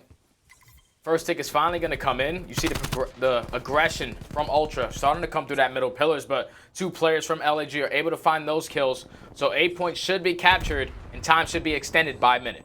Oh, man. How about the crazy plays from Cammy as he just continues to poke away at the opponent? Just making LAG's lives that much more difficult toward the 8 points. So like we said, they're able to get the job done. Silly, the boys, they go big. They're able to stay alive, and now it's just down to one tick, right? One tick, a lot easier said than done, but you can find that spread if you can get that coordination down. This very well could be around here for LAG, but just as we say that, Insight, Bance, they combined for 2. Cheen, the farthest pushed up player. And with that, they have to be careful. A gunfight loss here from LAG could be disastrous considering how Top Mansion works. They look to force their way through. 3 solid as Silly goes swimming for a moment. He quickly falls down. The swim trunks are off, and Insight is having a great performance. 4 in a row. Cammy's picking off players from Spawn. Ultra answering back just when we start to call on their names. They are here in a dramatic fashion. Ultra, they walk away with a nice defensive round themselves. Yeah, and that was a good hold right there out of the Ultra, because that one got a little scary. But just keep in mind, if it does get to that round number 5, LAG put themselves in the position to get that defense with 2 progression ticks towards that B point. Now, obviously, LAG, they shut down that initial push from the Ultra on their very first defense. Let's see if the Ultra try to do the same thing. Insight currently sitting on a 4 spree, trying to work towards some streaks. Last time they capped this 8 point, the guy didn't even die. Like, he went back to the spawn, he came back, he was still on the 6 spree, won off some streaks. So this can be a really big play if Insight can get some streaks early into this round. We'll see how they look to try to play around them in these spots. And unfortunately, that's not the way you want to start off a control round. So we're trying to play for streaks here, and we're taking out teammates. Not exactly the greatest coordination, but at the very least, they're still gaining some time. They're still 1 tick through and walking away with kills. So despite what was an unfortunate beginning to this round, still allows for the Ultra to have prime positioning over at A, and that 4 spree still intact for Insight. But how about the sneaky plays from Assault? Taking down Insight may in fact be the primary focus now, as Insight now extends the streak to 5, rather make it 6, excuse me. Does in fact earn the artillery, and with that also should be good to capture that A point. Big moment there in this game for Toronto. Yeah, so with that artillery, that's going to be huge. The only thing is that LAG currently have control of bedroom, so the trades need to go in. Insight needs to try to pick up this cruise missile. He's just going to take his time, wait for his teammates to try to fight through that middle of the map, trying to take control of that bedroom, as that kill will get traded. But when will aBeZy decide to attack? As Insight is looking for this kill tremendously. The ping is going to come in for that artillery. That's going to set up that player who's going to run the back, which is going to be Bance. But unfortunately, he's going to drop. 2 players actually drop. So now that allows LAG to push up for more map control. Insight's going to get aggressive in towards Kitchen with the help of CleanX.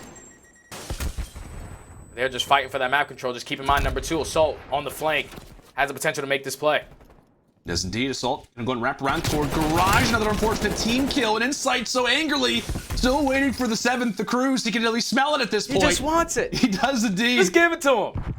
CleanX finding the kill with the pistol. Could in fact set up another great moment, but Silly once more so solid so far throughout this series. What has been an 0-2 performance so far for the Guerrillas. Justin Fargo has risen above and beyond. Can Insight find the 7th? He does. The gunfight lost inside of money still will earn him the streaks as 3 strong. I think he popped a streak. On the point. Insight right here. Just pop it. You win. You don't even need it. They may not. Assault from the top. Vance turns and burns. Ultra. There you have it. Around. Yeah, so right there, it was just Insight. He just caused so many problems, and he wasn't doing anything in Kitchen. Just taking his time to sit in that corner to try to pick up that kill. You saw how LAG, they were approaching it through the backside. They were checking every single corner. They knew that Insight was streaking, and unfortunately, they gave him that kill, so he was able to pick up both sets. So now that finds Ultra up 2-1 going into the defensive round. Silly, he's having himself a series, man. He was dead last in the KD as that submachine gun, but so far he's been playing really well for these guys. They just need to have an answer, or at least force the streaks out of Insight nice and early into this round, because the way that they play their very first offense, only needing 1 tick towards B, they just have to keep that up. You just have to get Insight to use these streaks to have a chance here.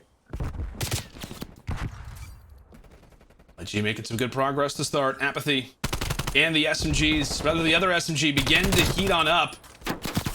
And does have the nice coordination there as Cheen is watching his back. So LAG able to clear out one side of the map, and now the progress, the instant focus begins now toward B with the ever-existent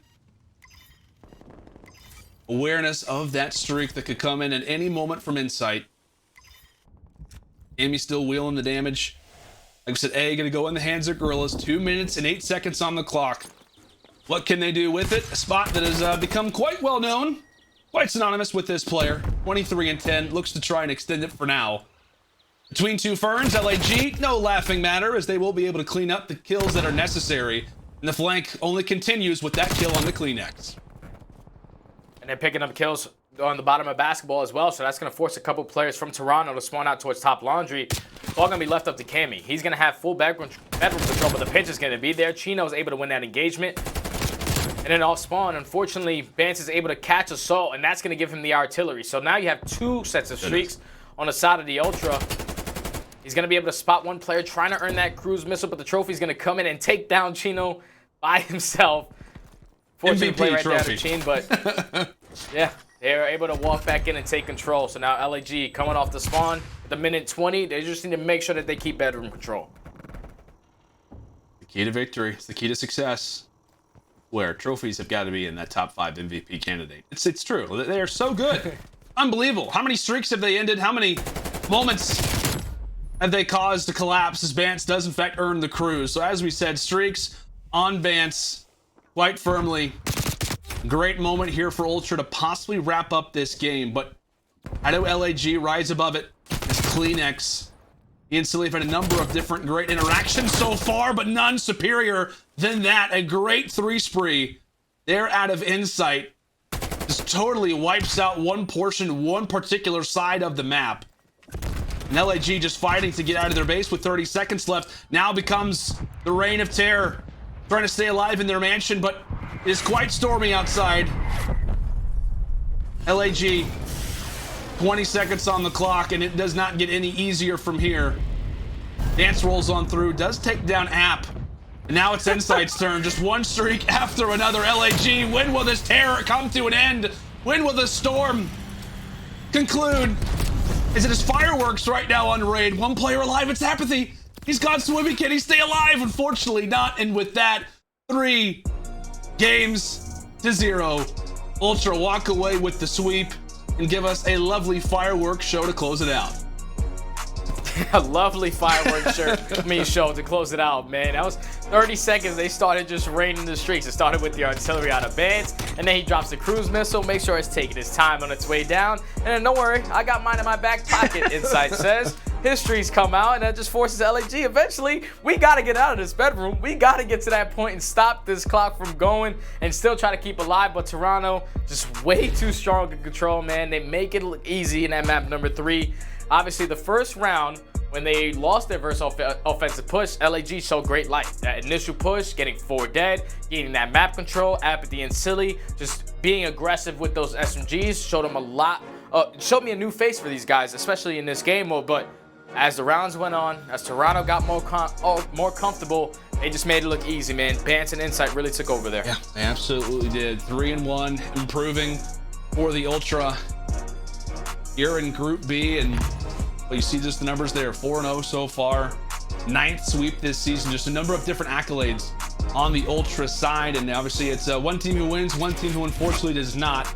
It'll be LAG, now 0-4 here in stage 4, and also 1-9 in their last 10. And it's crazy to think about, Stud, because again, I thought there was a lot of bright moments, a lot of good moments here for LAG. We talked about the slaying, how that really wasn't too much of a factor in the hardpoint. Search and destroy times look good, but just you see those double 7 sprees, right, from Bance and Insight that ultimately cause the biggest of differences. Maybe some moments of greatness from LAG in regards to the SMG side of things, but clearly not enough today for what was a very, very good looking Ultra as expected.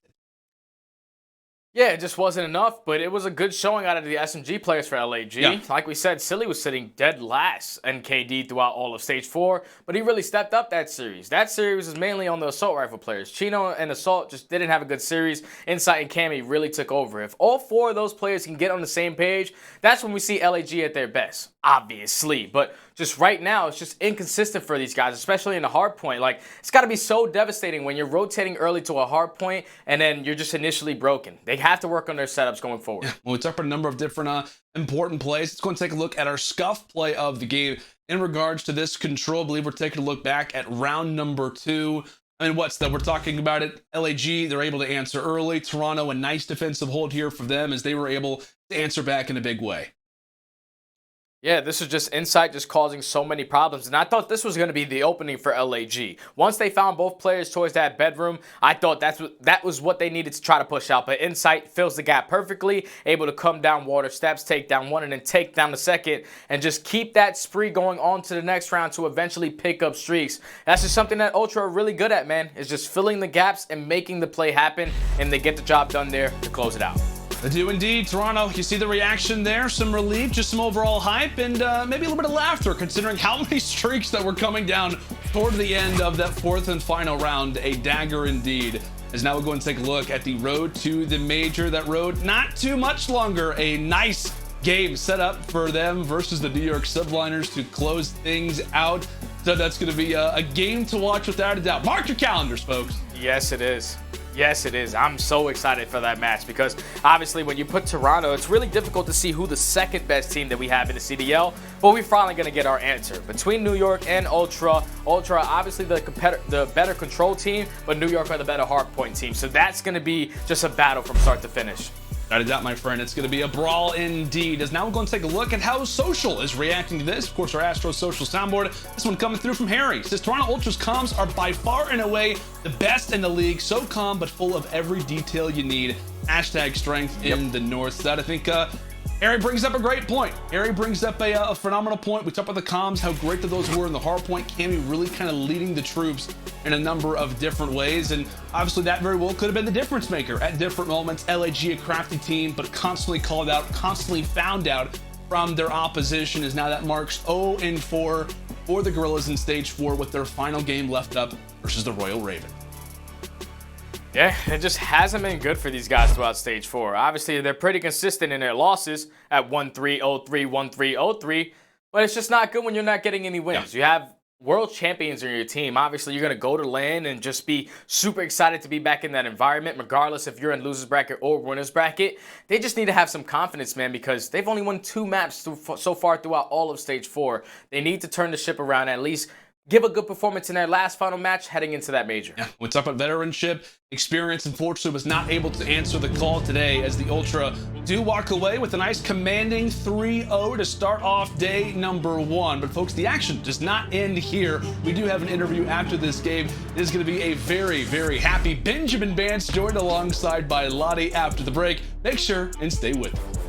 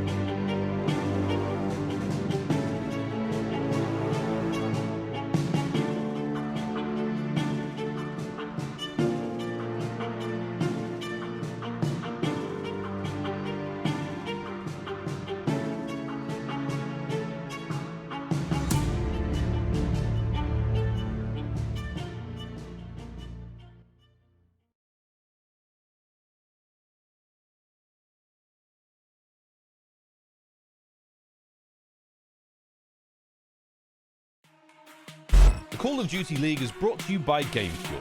Unlock a CDL team pack with any purchase on gamefuel.com/CDL while supplies last. Offer ends on August 31st. Tournament audio and team listen-ins are powered by Astro Gaming, the official headset and mix amp of the Call of Duty League.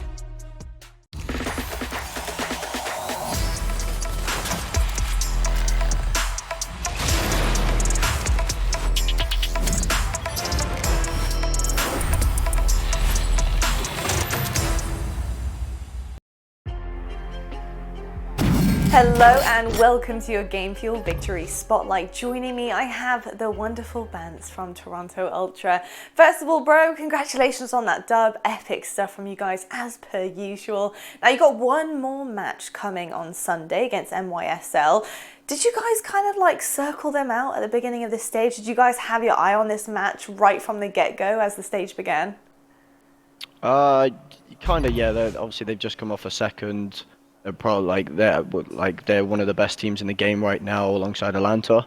So that's probably the match that we were looking for to like the battle of first seed. No disrespect to any other teams. It's just obviously they were like the big dogs in the group. Yeah, I mean, definitely. I had an inkling you might have been looking at them, that's for sure. I'll tell you what, though, you guys are the most dominant team in the league when it comes to control, and in many other aspects, I must say. But are you prepared going up against New York, especially with their respawn, their S&D coming up as well? Are you happy with those two game modes for you guys? Yeah, we're confident against any team probably in those game modes. Like control, we probably are most prepared. I feel like we've got a good balance when it comes to control. S&D is just all about preparation and how you can adapt on the day, you know. So it depends on the maps and stuff, but I think we've got a good chance. Love it, man. Now, of course, we're heading to LAN for this major. I'm so excited. Are you excited? How are you guys feeling about going back to LAN? Yeah, I'm excited. The whole team's excited. I feel like there's a lot of a stigma around us of we won't be as good on LAN, our comms won't be as good on LAN. But I don't really tend to take notice of it. I feel like the team's probably going to perform the exact same. It doesn't really matter if you're LAN or online. If you're playing together as a team, you're going to do well. And that's really what we've been focusing on, especially our comms. We've worked on our comms quite a lot. So I feel like if we just keep doing what we're doing, playing together, I feel like we'll do the exact same as what we do online. Amazing stuff. Do you know what, Vance? I don't believe those people for a second. I think you guys are going to be more than capable of bringing home plenty of dubs when we go to LAN. You guys are absolutely incredible. Don't let anyone else tell you otherwise. Amazing stuff, Vance, as per usual. Thank you so much for joining us. Thank you very much. Before we go, as requested by Marky B, he told me to say happy birthday to Adam. So there we go. Just before we go. There we go. Big happy birthday to Adam. Vance, thank you so much, man. And Adam, big shout out for your birthday, mate. Hope you have an incredible day. We've heard from Vance now from Toronto Ultra. Looking pretty good, Ultra, I must say. I'm very excited to see what they're going to be doing on Sunday against New York. But don't worry, that's not it, folks. We have another match coming your way. Next up, we got OpTic versus Surge. It's a big battle here. OpTic need to seal this deal. Surge need to prove they can do this also. We'll see you guys right after the break.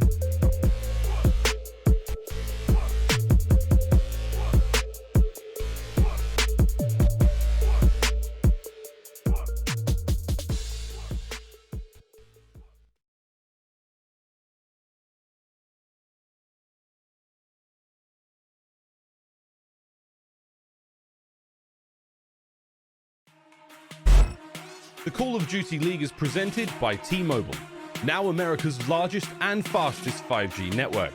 Set your sights on the competition with T-Mobile, the leader in 5G.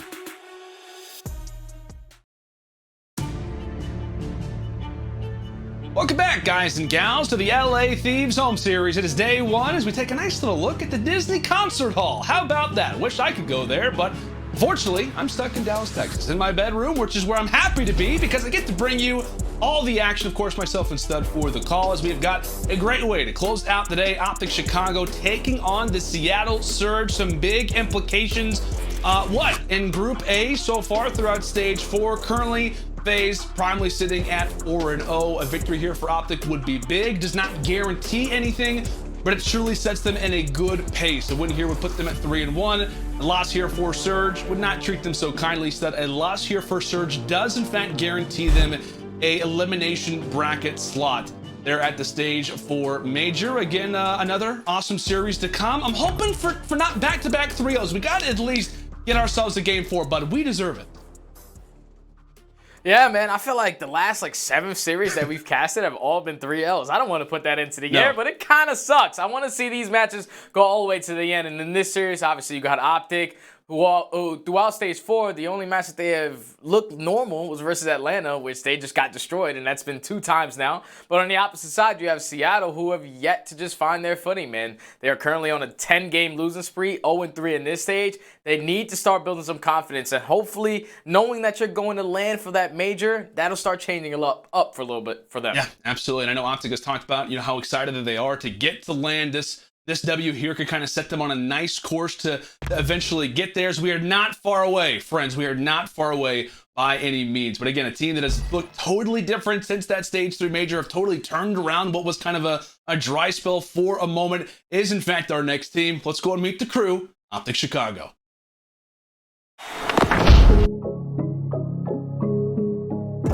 Mighty keeps it going normal. Looking fantastic. Envoy slaying his way through. Scump from up high, the king. I'm out here doing what they thinking is irrational. Really starting to run that score up. I'm gonna make it back. I'm gonna make it back, yeah. Ladies and gentlemen, OpTic Gaming are back. Chicago are a force to be reckoned with. There you have it. You gotta be feeling good, Stud. If you are an OpTic fan right now, it just seems as if they've really kind of turned around the tide. As we said, since that Stage 3 Major, they just seem to kind of hit a switch and have kind of returned back somewhat to the OpTic who started off the season. Yeah, and it's good because when they were in that slump, the biggest thing that took an impact was their hardpoint game. And the fact that they went on to that major, they were able to get a top 4 placing and then bring it on to Stage 4 and just continue in that path. The only loss that they have is versus Atlanta FaZe, but so far their respawns have been great.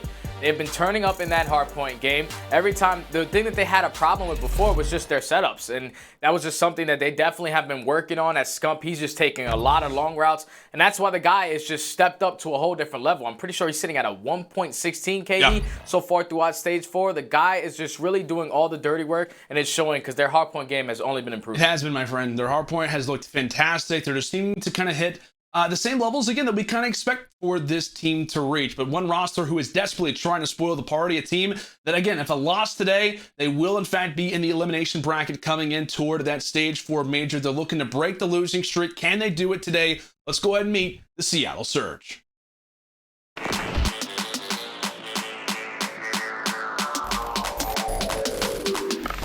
Fire coming in, but can Prestinni win the 2? No. He does. That's 3 straight. He's trying to get out there. He challenges and he wins it. Behind a classic. Trying to line him up. Trying to line him up in the final. Looking to find a few more, but Gunless absolutely rips his way through the 3 of them. 249. Seattle won. It has been a long road for these guys, the Seattle Surge. It is fair to say, Stud, that they are in desperate need of a win. A win here today would totally change up their confidence.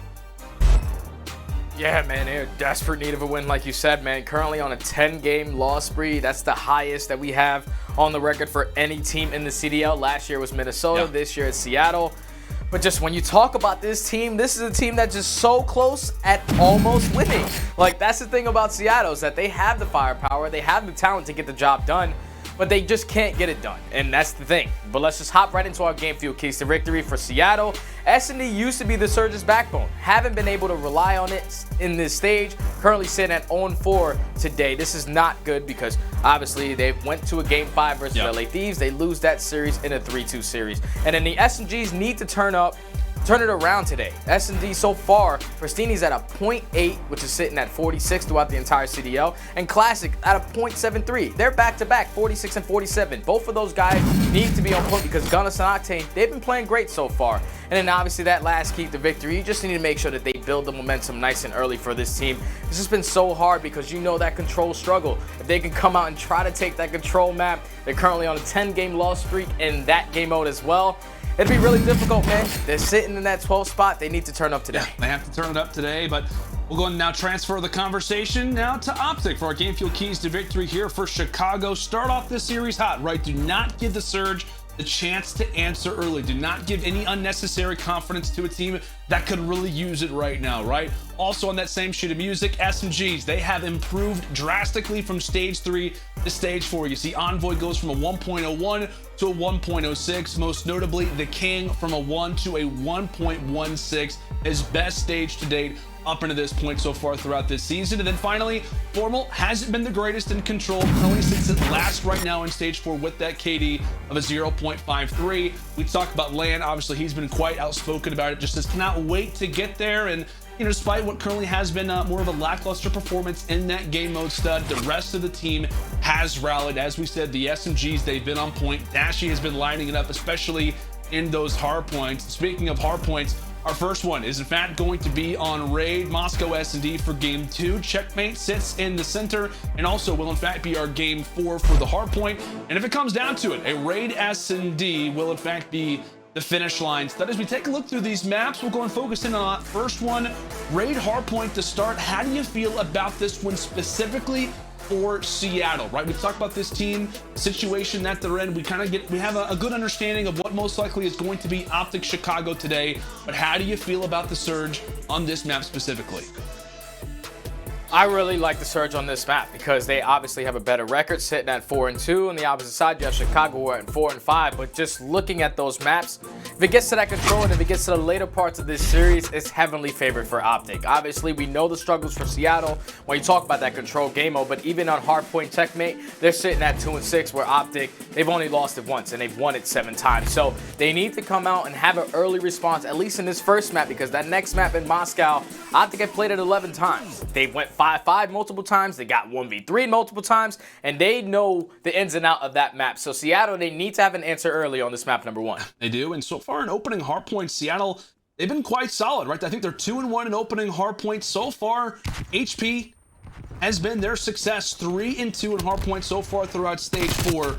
And we also had that same conversation for OpTic. They were 3-1 in hardpoint so far in stage 4, as it is a headbutt not just in this game mode, but also in the opening phase toward our P1, as Octane is out to play to start things off on a nice little 3 spree before getting shut down by Envoy.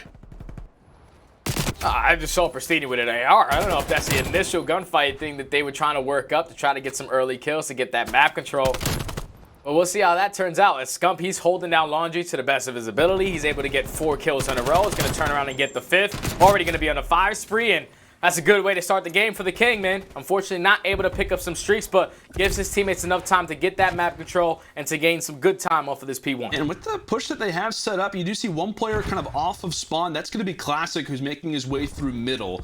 He will, in fact, decide to make his way from water side. Meanwhile, Gunless is setting up a nice little range toward the outside, taking down players left and right. OpTic did have a nice little sequence going, but it's Pierce who's left to try and shut it down. He doesn't even know where he's getting fired at. And Scump will continue on a nice little spree of his own, but Gunless has locked things down to start. Seattle, 20 unanswered seconds so far at Kitchen. Scump looking to try and change that up as 2 picks come toward the outside of this point. Scump making his way through money, now sitting on 8-2. OpTic looking for the break. And this is a hard point that OpTic have been struggling with all year. Even when they're set up or when they're trying to break in, they just can't get it done. In Seattle, they're able to win the engagements to put themselves in position to get this remaining 15 seconds. That's going to force OpTic to hit the early rotation towards that garage. But yeah, This has been a struggle for OpTic the entire time. Whenever they are early set up, they allow teams to break in with one push, then they get flipped out. But then when the opposite team is set up, OpTic are just trying to work around the back, trying to flip those spawns, not coming from multiple different angles. So it's really difficult for that team to get in, but they're going to be early off the rotation towards this P3. Some early setup. The only thing is the pressure is going to be here as two Seattle players are going to be on the verge, but Formal with some great shots, able to eliminate both, and now all 4 players from OpTic are on this side of the map. Now it's all about pushing out, keeping that map control, and gaining some good time. And how important of a 2-piece that was from Matthew Piper. Shuts down the players inside a garage, and that is a hard point that OpTic desperately needs to grab, and they very well could in fact take the lead once this HP comes to a close. As a great response comes through from OpTic, as they will be able to take the lead off of this hill. As we'll go and step aside and go to an Astro listening with OpTic Chicago. Yeah, we're looking for Nick over here. You guys will play laundry sets away from the kitchen, okay? He's top. He's lowering. Our side. He's lowering on me. Chill. Watch out, white van. Watch out, white van. We got close guy white van. Yeah, I'm trying to come. Go around laundry still. I'm close. He's in P1. He's in P1. There's that hill Nick. There's that hill Nick. Not weak. He's outer hill. Outer ring. Outer ring. Front. Yeah, I'm gonna hit laundry. Hit laundry with me, Dill. Oh yeah, I will. Laundry with me. Yeah. Brandon, you can one was Tiki. One's challenging out front hill. One was front. I'm coming to kitchen. I'm coming to kitchen for you. I'm about to shot tree. Ready for this? Close up, dead. Tree, Nick. I'll kill him.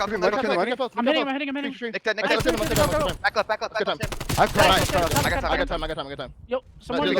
Water stairs. I have kitch. I'm looking water stairs, Seth. He's close 20. 2 of them. Yo, one's top kitch. P5 dead. Front Tiki, and one's the money. Water steps. One shot Sam. Water steps. He's absolutely. What's the money? Money person dead. Front, not hurt. Two front. Flood hill, guys. Flood hill. One front. Nice. Make sure we get ring. Get ring. I'm one off streak because I'm one off streak. Yo, I'm coming ring with you. Oh, new on me. I'm coming ring with you. Samson new. He's like close left, close to you come out of village. You didn't hit ring? I'm coming to catch him. He's left side hill. Coming new. Yo, flash new. What's gonna be holding water? I'm hitting I'm flanking. Yeah, me and One's water steps. No, he is water steps. I'll be zigging. He's back boulder. Well, back right. Nothing zig. Lay down zig dead. Close. He's still there. Close to me. Can you guys see him? Boulder dead. You guys see him? Close Sam. One's water. OpTic beginning to put the picture together, and off of that, they're also able to break inside a P5. Formal going on spree after spree, now sitting on 2 in a row, and it's kind of been a major topic for this team lately, Study. It's been the comms. Last time that we saw OpTic in a series, it was versus Paris, and in kind of that Astro listening, it was Formal taking a majority of the comms, calling out spawns, just kind of making sure everybody is aware as much as they can be. What'd you take from that listening there? I just love the coordination out of not just Formal, but everyone on the team. Like Scump and Envoy worked so well to take control of kitchen, and then Formal said, all right, I'm going to challenge tree. So that play that was working around the backside, they just bait and switched it perfectly, and they were able to get a clean 4 dead, gain some good time off of that P4, and then early rotate to that P5. But we have a tie game. Seattle, they were able to at least chain a couple kills together. Octane was able to pick up 3, which I had them the early setup towards the second go around for P1. But if you're OpTic, you have to make sure that you are able to get kitchen this time around. And based off Envoy's positioning, he will look to try to re-challenge through pillars, and with that, does give OpTic much better spot over at P1. Classic fighting for his life as he does get dropped. And with that, control looks to be going their way. The nice flank will look to secure things there for Envoy, as he has just not been able to be stopped so far, putting themselves in great spots. And with that kill onto Octane, that appears to be OpTic now with secured spawns for P2. But you see player 5 spawning up. In fact, they have done it. Last time around, it was Seattle closing the door in their face. Chicago worked things slowly but firmly toward the backside, as now they put themselves in a great position. Prestinni, Gunless off of spawn, and Formal is able to handle both of them.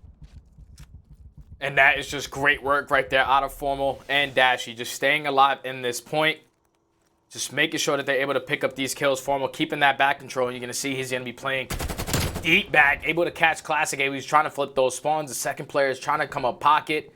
Prestinni's trying to delay this challenge, but Formal, he has read this. Unfortunately, he's going to get caught with his pants down, and Prestinni's able to get that kill.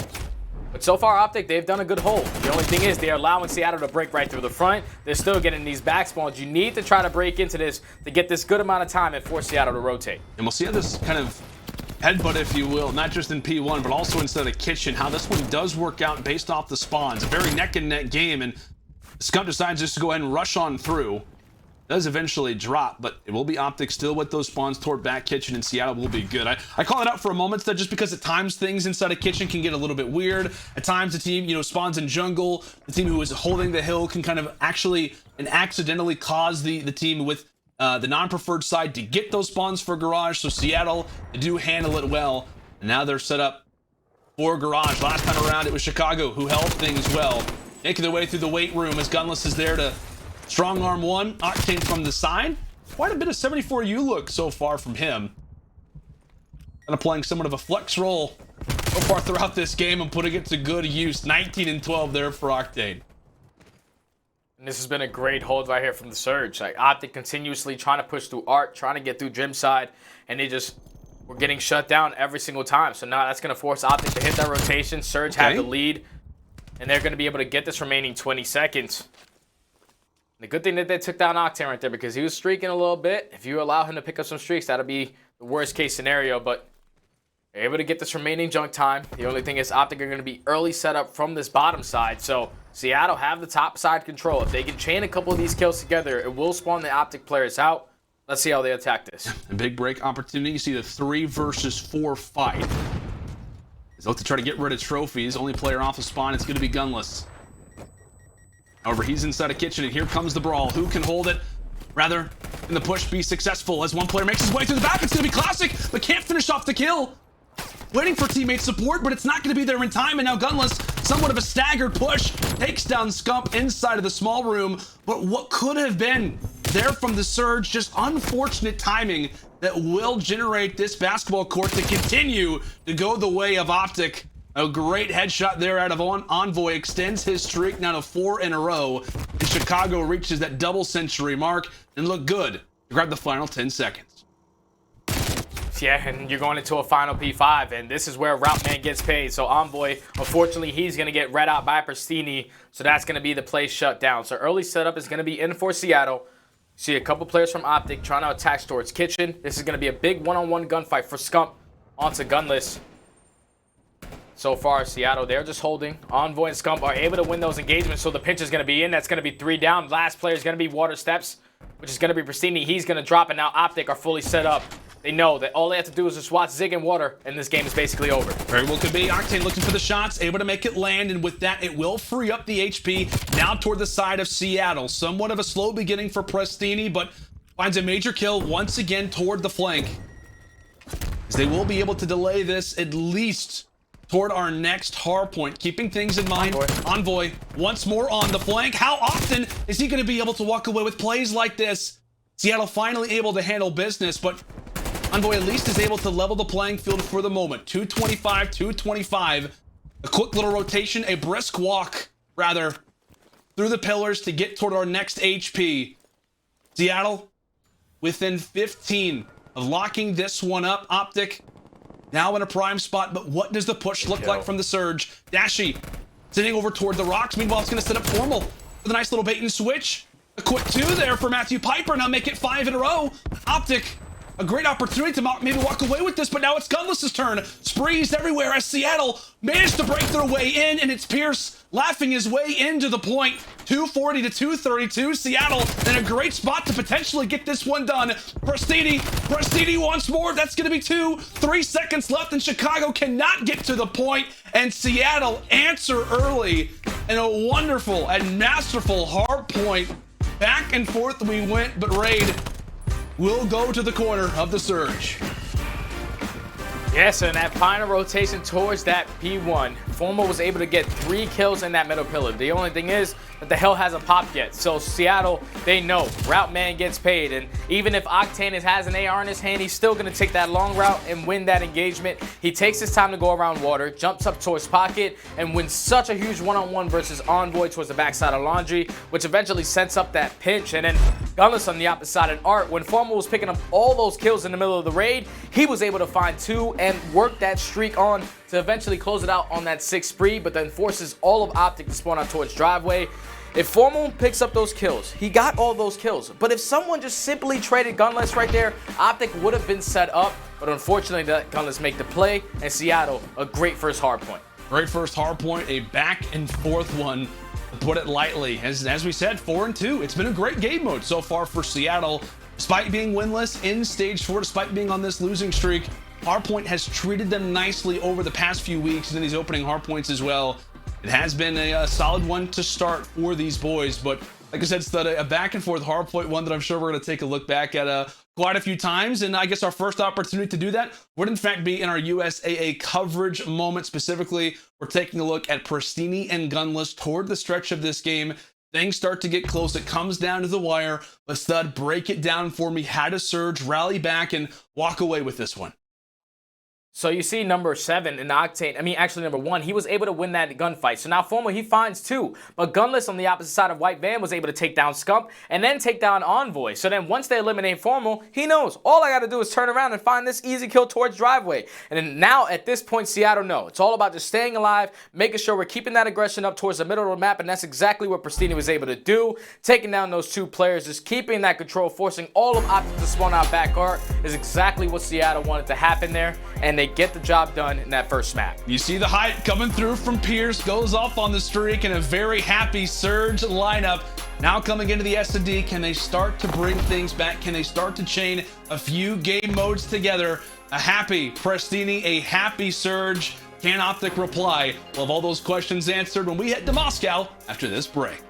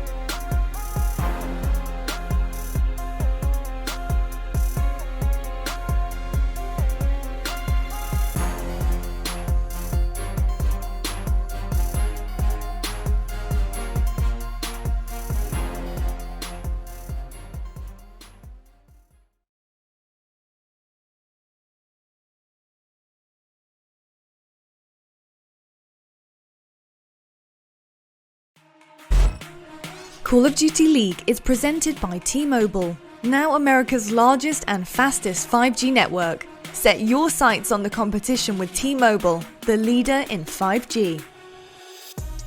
Scuff, the official controller of the Call of Duty League. Seany, the official eyewear for the CDL. Armor your eyes with Seany Blocks blue light protection glasses by visiting seany.com/gaming. Seattle answer early in the hard point. And now we come to ourselves into the search and destroy, asking, can they do it again? Surge fans saying, OpTic, what do you got for us now? As it is a confident Surge team, you talk about their happiness, kind of a little bit of, well, I guess you could say momentum on their side. Unfortunately, we do have to take a look at this though, Stud. Off of what was a nice win there in the hard point there for the Surge, we have to keep this in mind. They are currently on that 10-match losing streak, tying the CDL record of what Røkkr did back in 2020. This is the highest that we've seen so far in 2021. And again, a big opportunity for these guys to change things up. And I guess I should ask you this. I mean, like, how big of a W would this mean for Seattle? Like, I know we talked about, when we talked about that top 8 conversation, you know, where they sit in the standings. How much confidence, what would this do for the organization, for the players, if they were able to come away with a search and destroy? I think this would be great for Surge because ever since picking up Classic, they have yet to find a win. They are so good at just keeping games close, just not being able to close out. And that was a different story right there in that map. Number one, the game was close, but in those final moments, they clutched up and were able to end out that first map. So now they find themselves in a situation where they're going into that Search and Destroy up 1-0. And this is a feeling that they probably haven't had in a while. Everyone was playing great in that map number one. Every time a play needs to happen, Surge players were coming out on top. Like the fact that Octane is that route man, even with an AR, he knows exactly what his team needs to get done to close out that map. So starting off 1-0 in this series is great because OpTic, they are a top contender. They are a top 4 team, at least in my opinion. So at least getting your foot in the door in this series is going to be great. The only thing is you have to try to answer in the Search and Destroy because their control is just so bad that basically you start a series down 0-1 just off of that game mode. So if they can potentially go up 2-0 here and then ability to lose that control and bounce back in that hard point, that's the best case scenario right now for the Surge. Well, as you saw in our quick scope presented by Scump, it was a matter of hardpoint. It's been fine. It's been good. In fact, Search and Destroy and Control have yet to get a win on either of these game modes. So while it is a positive for Seattle, these guys still well-grounded, keeping things in mind, considering, hey, you know what, we've yet to get it done in S&D. We've yet to get it done, of course, in Control, as that is another conversation in itself. But now we fly ourselves in toward Moscow. OpTic with the chance to level the series up at 1-1.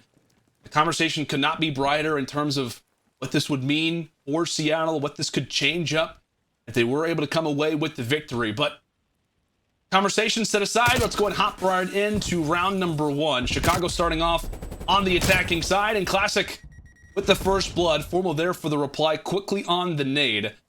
There's 2 players issued toward one side of the map. Meanwhile, Formal with the bomb over at A. Yet for anything to be established yet. Yeah, so now in this 3v3, gonna see Formal start rotating that bomb over towards his teammates. They're probably gonna try to hit out towards this B bomb. The only thing is Gunless is in a great position to give these comms to his teammates. So the cross is gonna come in Formal with some great shots, able to take down Gunless. And this is where I feel like OpTic should call the audible. Obviously, this is a lot of action going down here, and Prestinni, he's at least able to take down one. So now it's a 1v2 situation for Octane. The bomb is gonna eventually get planted, but OpTic, they're actually going to rotate this, or at least try to, and it's going to catch him off guard. Octane's able to take down Dashy. Now it's all left up to him in 1v1 with 20 seconds left, and Scump's making the play. Can he get there? He has that SMG, that mobility to get to that bomb. Yeah, he should be able to get there, and this is a good play right here out of Scump. Great call from the King. He's been so good in Search and Destroy all season long. Number 2 in the CDL this year at a 1.21. Didn't go big. Versus Octane right around the corner, and he's able to win it. The King makes the rotation, plants down the bomb, and allows for Octane to come into his own line of sight. What could have been the 1 versus 2. Octane did spot Scump there, but didn't feel confident enough to go for the challenge, and it comes down to bite him in the end. Near 1 versus 2 for Octane turns into a clutch yet again there from Scump. And one thing about OpTic in their Search and Destroy game, so far throughout Stage 4, they are #1 KD in this game mode, sitting at a 1.27 as a team.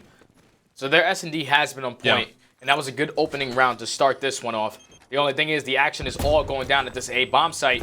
Formal's going to be a little bit more aggressive towards Seattle, but all 4 players from Seattle are going to be in this position. Octane, unfortunately, he's going to get first blooded. Formal with 2, Scump with a 3rd. Now it's all left up to Gunless in a 1v3. Gunless just saying, okay, what just happened to my teammates? Can we get some comms, please? Everybody just getting mowed down by Formal inside of that outskirts lane. Now, we have seen Gunless actually make a 1 versus 3 in this exact spot on Moscow, but it's not going to be the same today. Dashy goes for the read, and Chicago are able to walk away with it. Just kind of a frustrating moment if you're, if you're watching this as a fan. It's just like, how are they not calling out Formal? Like, he doesn't win it there, and you see how much is invested in Octane walking away with that 1v1. If he does so, that changes things up dramatically, but because of his gunfight win there, it just continues to allow for OpTic to roll. As Formal starting things off 4-1, Scump 3-0. E2P coming to play today, and they've really done that so far in Stage 4 in Search and Destroy. It's been the young guns and the hard points. It's been dynamic duo in the S&Ds continuing to live up to that title. Now it's OpTic's turn here in round number 3 on the attack. Scump once more leading the way. And this is going to catch a couple players from Seattle off guard as they try to take some early Eskies control. There's only 2 players at this A bomb site. You're going to have #1 in Octane, who's watching over his teammate. But a lot of pressure is about to be on. Octane, unfortunately, he's going to have to back down a little bit. Clayster's in such a great position, and Prestinni across the map, able to win that huge one-on-one gunfight onto Dashy. Now, OpTic are deciding to rotate through the middle of the map right underneath Gunless. Do they spot him? They don't, so he's able to get picked. They do have the information that Prestinni is still towards this street side, but they're just going straight for that B-bomb plant. Making their way behind enemy lines, and the map begins to flip. Scump now sitting on 4-0, and just as that happens, Prestinni falls as well. All down to Octane, tries to get clever with the Diamante, but it is a no-go. 3 rounds up, 3 rounds down. OpTic able to answer when they need to. Scump still on the spree, but it really comes down to just that mid-play. If Pierce is able to read him, if he gets the audio cue, he turns around and at least just finds the answer. How dramatic of a round change that this is. Just kind of 2 different plays in these past 2 rounds that have kind of set up for Seattle to fall, and OpTic, they've been able to walk away with success each time. Yes, now Seattle have to try to find an answer on their offenses. Obviously, that first push towards A was shut down immediately. I'd want them just to slow down on this push, spread map a little bit, just let the play develop, because right now you have Envoy and Dashy who are continuously trying to be playmakers. So you can probably catch these players off guard, but Form was in such a great position. He probably was able to spot this, and this is going to be a delayed mid-push right here from Seattle. Form was able to spot one. I don't know if Prestinni was able to spot him. Some early shots onto Gunless. He's going to have to change positioning. Prestinni was able to push up. Prestinni might be able to get this first blood here on the Formal. Some great chops coming in. Eventually, Prestinni's going to be able to win that engagement. Now they have the man advantage. Like a library for a moment inside the middle. Everybody being ultra quiet. It appears that Seattle are the ones doing the reading. May, in fact, be Envoy. Meanwhile, Scump on the flank may find himself in such a great spot. Envoy contesting from the front and Scump from the back. Great plays from the SMGs as once more it's Octane left all up by himself. The great coordinated shots, the constant team fire continues to work in the corner of Chicago. Yeah, so right there, Scump just makes the play. He goes through the street window, and he's able to come up behind both of these players as they were rotating up through Eskies. So he knows, Envoy, you can challenge. I'm here for your help. We're going to be able to take down 2. The only thing is, Scump dropped before he was able to pick up some streaks. So that's going to put him at 6-1 on the map, but you're not really too worried about it. They are playing perfect S&D in this map number 2. OpTic are now on the offense once again. So far, Seattle has not had an answer in this map number 2. OpTic are going to just do what works. Just go be aggressive towards A, try to take control of that Eskies. The only thing this time around, Seattle have 3 players here. Seattle make the right call. Do they catch out Formal? Meanwhile, it's the aggressiveness that ends up making them pay the most. As it's Envoy to answer early. 2 straight make it 3. Gunless 0-4 to start. Now in a 1 versus 3. It's a nice gunfight win versus Scump, but boy did he have to work for it. Brought down to 15 HP, but meanwhile the bombs getting planted on the opposite side of the map. Chicago just continue in these team fight situations just to walk away as victors, and now in this spot it leaves Gunless such a precarious situation, but we'll see if he can maybe get the read onto Envoy, lays down some fire, but is able to escape. Dashy's there for the trade. Good awareness from Gunless, but just too many places to look. And Seattle have yet to get on the board. OpTic are just picking them apart right there. Seattle thought that they had an opening. They thought that they could be aggressive through A, that OpTic was going to slow play towards B, as they spotted that one player who was camping the steps. The only thing is, they couldn't keep track of that one player who was sitting in inner Eskies, and that was Envoy. So he was able to pick up 2 on that round, put him on that 5 spree. OpTic are currently sitting up 5-0, looking nice on this map number 2. This is a good bounce back as well, because that was a very frustrating first map if you're OpTic. You definitely could have been able to close that out and be up potentially 2-0. Now they're going to have 3 players stacked over towards this A-bomb. It's all going to be on Dashy in this situation. You have to try to play your life, or at least pick up 1 before you drop. He's able to answer early. Dashy still yet to put in a kill. Does find the trade, but it is a worthy transaction in favor of the Surge. Man advantage, bomb planted, and there we go. Gunless, a more favorable fight this time around until Scump the catch. And with that, the round ends quickly, 5-1. Surge finally are able to put one up, but again, it comes down to just highlight plays, a big moment once more here for Gunless. Yeah, they were just able to catch that player off the rotation. Prestinni was, so they opened up with the first blood. So then that forces Dashy to give up that street side. to play for that trade. As soon as he does that, the pinch comes in, he gets traded, and then eventually Seattle take control of the base, catch the players off the rotation. Gunless with the Kobe onto Scump. Still staying alive in this game. The only thing is their defensive rounds have not been that good. OpTic have been taking control of this A-bomb whenever they wanted to. So Seattle, they're going to change this up a little bit, have two players pushing it towards mid, and Dashy with the first blood on the Prestinni. You see how confident OpTic are right now, just willing to challenge. They know for the most part where a majority of the time Surge are going to be. I don't think Dashy even missed the bullet in that opening engagement, and now with that, the Surge are left to ponder, left to question. Where's the push being made? They're trying to flank over toward Eskies. Meanwhile, the bomb is still sitting in middle. If they do, in fact, fire away, it could be formal on the flank, but they wrap back, take him down. Dashy, who's still sitting here, finds a kill. Meanwhile, Gunless finds the easiest engagement so far throughout this game. Scump in need of a reply now brings this down to a 2 versus 2. You see Dashy holding things up for a moment, not ultra confident to want to make this push as of yet. But information in the hands of the Surge. Dashy and Scump make their way on in. Yeah, and just look at the positioning of Octane. He's just trying to make sure that no rotation is going to come in towards A. Dashy, unfortunately, he's going to drop to Gunless. Scump should be able to get this trade. No, I stand corrected. Octane with that AR, able to watch over his teammate and Gunless and keep the Surge in this game still. The only thing I didn't really like about this round right here for OpTic is that they open up with the early first blood. They had the man advantage if they just stand together and just play the trades correctly. They just got picked apart by themselves. Like Envoy, there were 2 players in the middle of the map. He tries to make a play, and Gunless just sat in a great corner to be able to take him down and then eventually get away with his life, which is the huge play on the round. So Seattle are still in this search and destroy, find themselves on the offensive push. They know that Dashy is going to be that island player towards this B-bomb.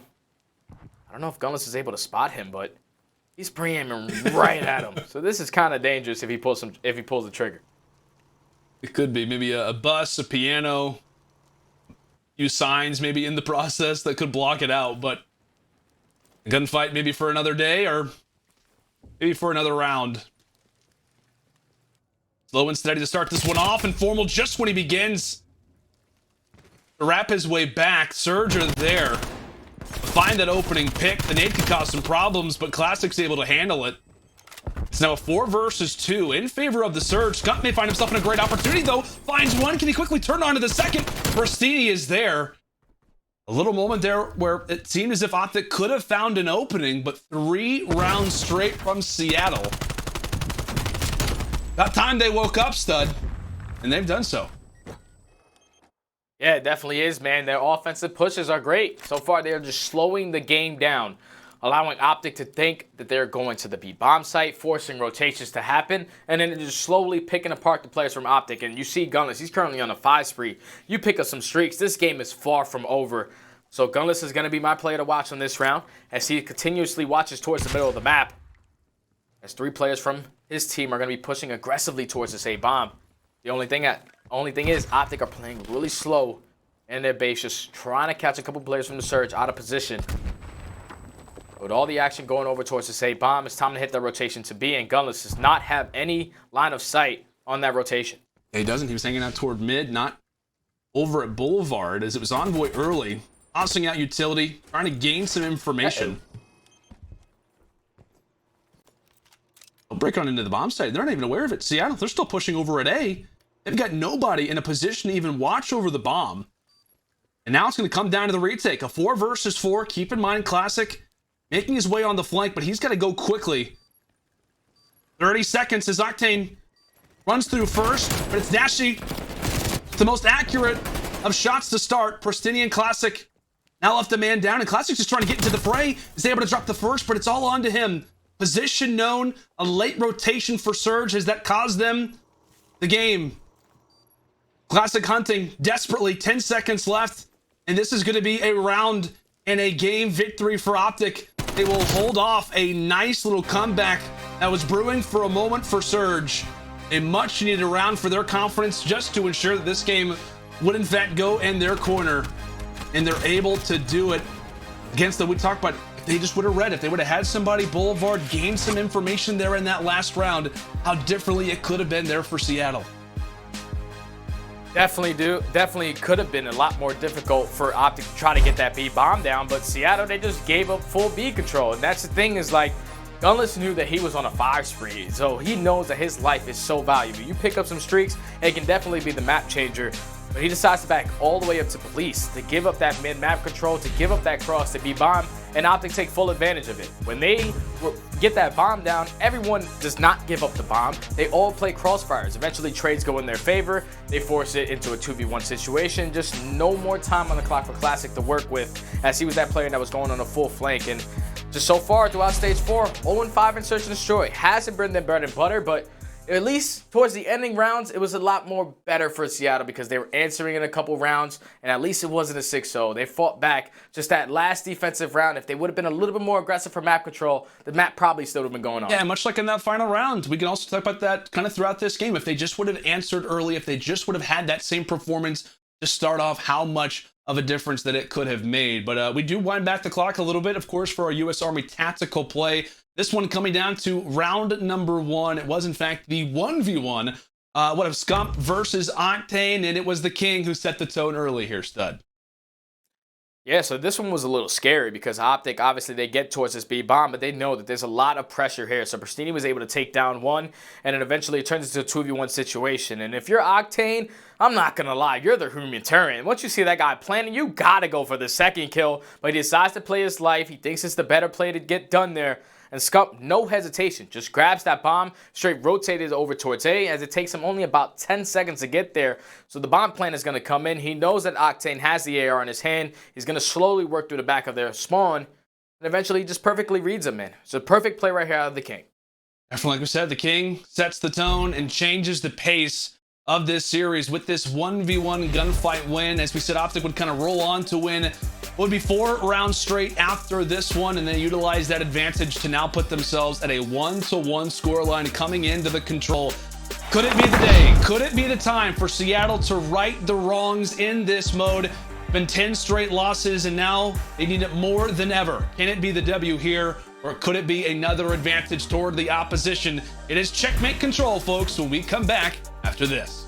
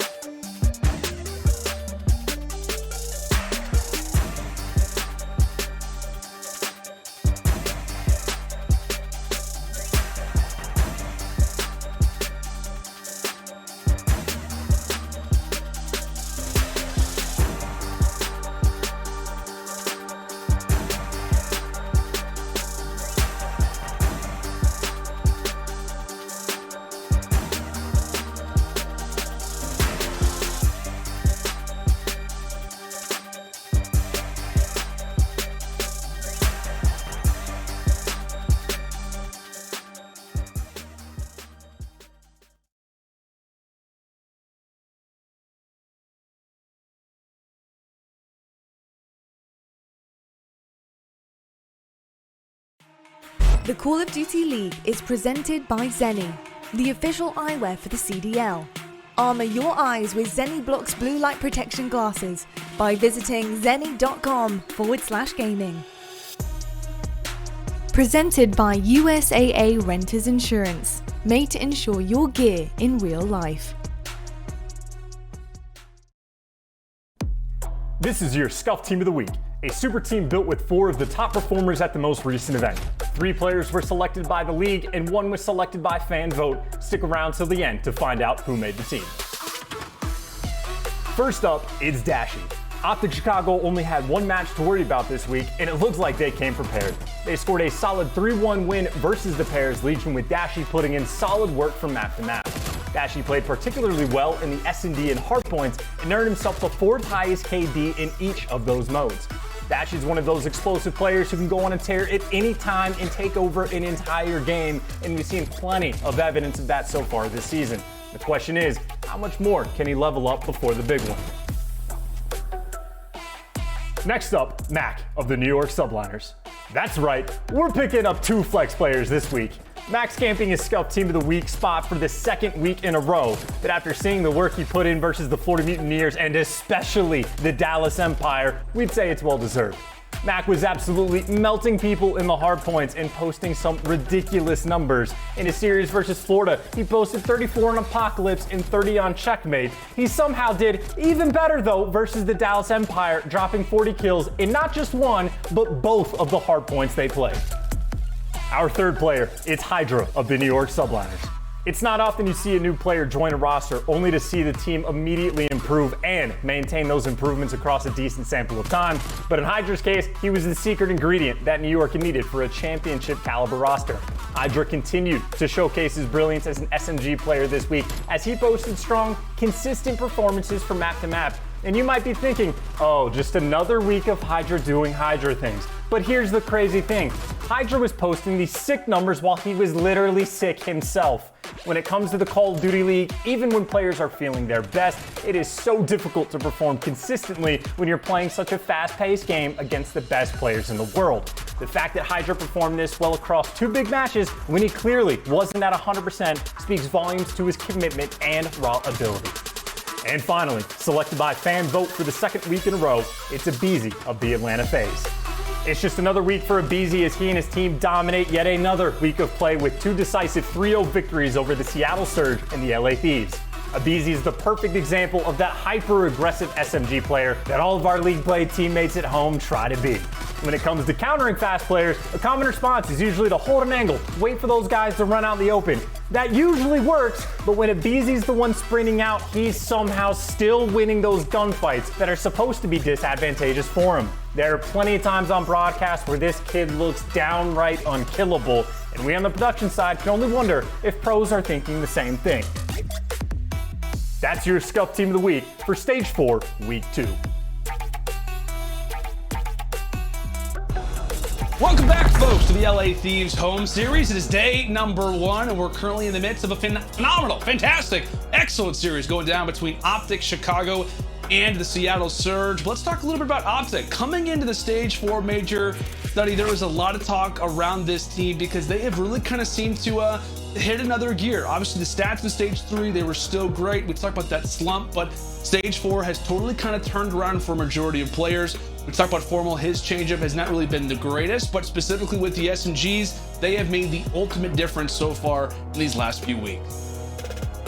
They really have, man. And just looking at their hardpoint game, just watching them last week on that hardpoint, they were able, it was a crazy battle all the way towards the end.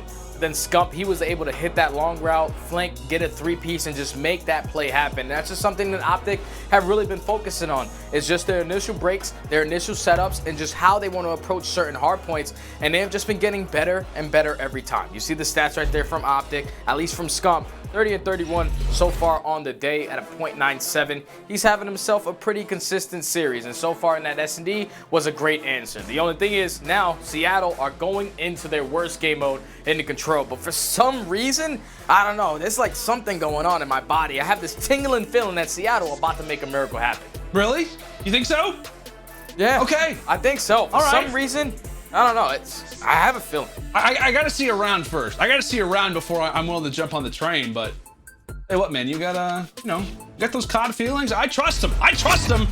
Who knows? Maybe it could be the day. But I'm gonna ask you now. I'm gonna ask you, how do they do that? How do they end this streak? What do they have to do on Checkmate specifically versus a team like OpTic? Are you looking at specific players? Are you looking at specific, attack versus defense? What do you need to see from Surge to finally end this 10-game losing streak in this mode, stud? I'm looking directly at Gunless and Octane. The performance they were able to put up on that map number 1, they need to transition over to this map number 3. Because Checkmate, as long as you're holding your power positions with that AR, spawn kills are going to be easy. You're going to be able to open up the map for your SMG players to at least get more aggressive on the map, to influence spawns a little better, but it's all going to come down to this plane control. And I feel like Octane and Gunless, at least from that first map, can be a definite answer to at least ending that loss spree in control. Well, those are players to circle, players to look out for as we are into the opening round, and Gunless does walk away with a nice gunfight to start. It feels like every time Gunless is in a 1v1 engagement that you expect him to lose, he just always manages to walk away with the most difficult ones. This Classic is able to clear the point there for a moment. OpTic looking to gain some traction, looking to gain some sort of a lane in terms of what part of the map do they want to try and attack first. The opening engagements have without a doubt favored Seattle to begin. Octane hanging out toward top lane to get some information that Dashy is making his way up toward A Street. So that appears to be the blueprint for the moment from OpTic. It will be the A point to start. No surprise there. As the attacks come in toward the plane, it is Prestinni, though, getting the job done inside of the objective. Yeah, he's just trying to finesse, trying to keep his life up as Envoy is going to be able to win that engagement. But kills are just going back and forth that OpTic haven't been able to get any map control. Until then, Scump was able to win that huge gunfight onto Classic, which is going to give him full control of the plane. So now this is a great situation. The only thing is Octane and Gunless able to shut down that push. Finally, some progression from Formal coming in towards this point. Big gunfight is going to go in favor of Classic. And the time is still ticking. 25 seconds left. Seattle just need to hold. Eventually do it. You see Envoy trying to be so careful of those toes hitting the point, but Seattle are still aware of his position. Nice little team spree, 4 in a row for the Surge for a moment. As with 10 seconds left, players getting peppered up left and right. Nothing seems to be working out in terms of a combination. Octane does the work with the Diamante. Now it's up to the SMGs to handle Dashy, and with that, it will be a Seattle answer early, getting things done on the defensive end. And they were just doing such a great job at just being so annoying on the map. Like, even when OpTic thought that they were going to be able to get map control, they continuously had a player in plane. They continuously had Classic roaming around towards that A site, just picking up kills left and right, and Octane and Gunless just picking up those long-range gunfights with that AR, just holding OpTic back. It was a great defensive round right there out of Seattle. Now they're going into an offense, and you know how bad this can be. You cannot allow the initial push to be 4 down. I guess that kind of is what we have to look at for Seattle to kind of know, where this team sits in control. You have to imagine this has been a mode that they've been working on in their practice during their scrimmages. We'll see how the opening engagement looks, how this initial fight looks to go. So it appears to be a 4 push instantly toward B, but how do they react after the initial loss? Formal comes away with 2. It's Dashy for the 3rd, and now that leaves Sam LaRue all by his lonesome to start. Not really going the way that you would have liked if you're a Surge fan. The ARs from OpTic mowing everybody down. Yeah, it was going back and forth, and Octane was able to stay alive this entire time. So he's still causing problems for OpTic as they're not able to push up and get that full map control. But now once they eliminate him, it's time to be more aggressive to try to start influencing these spawns. You see number 6 slowly creeping up towards Yellow Crate. It's just going to take his time as his teammates do have plane control. With 44 seconds left, Octane's able to open up with 1 kill. So now this should be the opening that Seattle were looking for. Formal with the trade, Formal with 2, Dashy with the 3rd. Last player up is going to be Classic, and that's going to be a 4 dead. OpTic all over the spawn. Yeah, how about Formal toward the top side of the plane, ruining any push that the Surge were looking to try and muster on up. 20 seconds left, and you see just that little bit of progress over at B. That's really all the time that Surge have had inside of this point, and Dashy is adding insult to injury. No time left on the clock, you'd like to imagine, for Seattle to try and make any sort of push. Classic able to find 1 toward the top, but the instant trade, the instant reply there for OpTic. As we come in toward our 3rd round, it is Dashy sitting on that 4 spree. Player to look at coming in toward this round 3, but it's defense to start and it's defense to continue. 1-to-1's done. Yeah, OpTic did such a great job at just holding plane control and allowing their SMGs to push up that right alley. So you had Scump, you had Envoy, who were continuously influencing the spawns to spawn them towards yellow. So you're setting up your ARs. If they go through that yellow crate, Dashy's able to get that kill. If they come on the backside of that yellow crate, Formal was able to get that kill. And that's why you need to be able to fight for that plane control so you will not allow those ARs to get into those power positions. But now they find themselves on defense. OpTic are going to be on offense this time around. Their initial push last time was shut down, but the only thing is, now they have some trophy systems to work with. Engagement's going down towards this A Street nice and early. Classic's going to open up with the first blood, but OpTic, early progression on this A point. Scump pretty much tries to sell the fact that the push toward top plane is the most interesting one, when in fact it was A all along. The street is the focus as Envoy rounds the corner and loses the fight versus Prestinni. The nice fire coming in for both Octane and Gunless. So again, it really is kind of that AR to SMG teamwork that we've seen so far from Surge in these defensive rounds. It's Prestinni and Classic trading at least somewhat effectively toward the front. And Octane and Gunless when they've got their opportunities to answer from the back.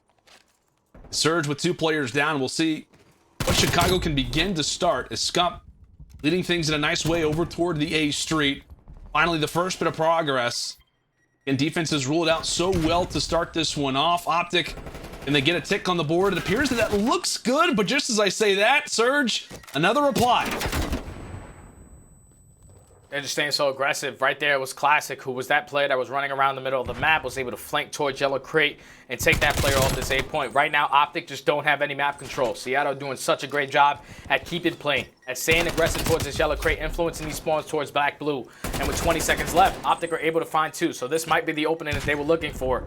The only thing is you have to try to get past Octane. You have to try to get past Gunless, who are just not missing right now. That's going to be 3 players down. Scump, the last player up for OpTic, trying to be aggressive on this A point. He's going to get traded by Gunless. And with 5 seconds left, 2 players actually dropped. So Formo's able to get on this B point and stop that clock. And now Seattle are in a predicament where they have to choose which one they want to shut down first. One tries to get a bit aggressive with that. It will allow for Seattle to hone in specifically over at A. Envoy's able to find the first, a big gunfight versus Gunless. And Pierce is able to drop it to start. So half the way there if you're OpTic. Clock currently stopped at 4.6 seconds. And with Formal dropping, it is solely Scump onto the point. Everybody getting picked apart, but can the King stay alive? Challenge from every single direction.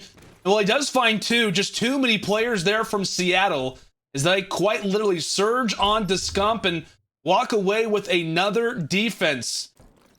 Seattle finding themselves up 2-1 and looking quite convincing in these defenses so far, Study.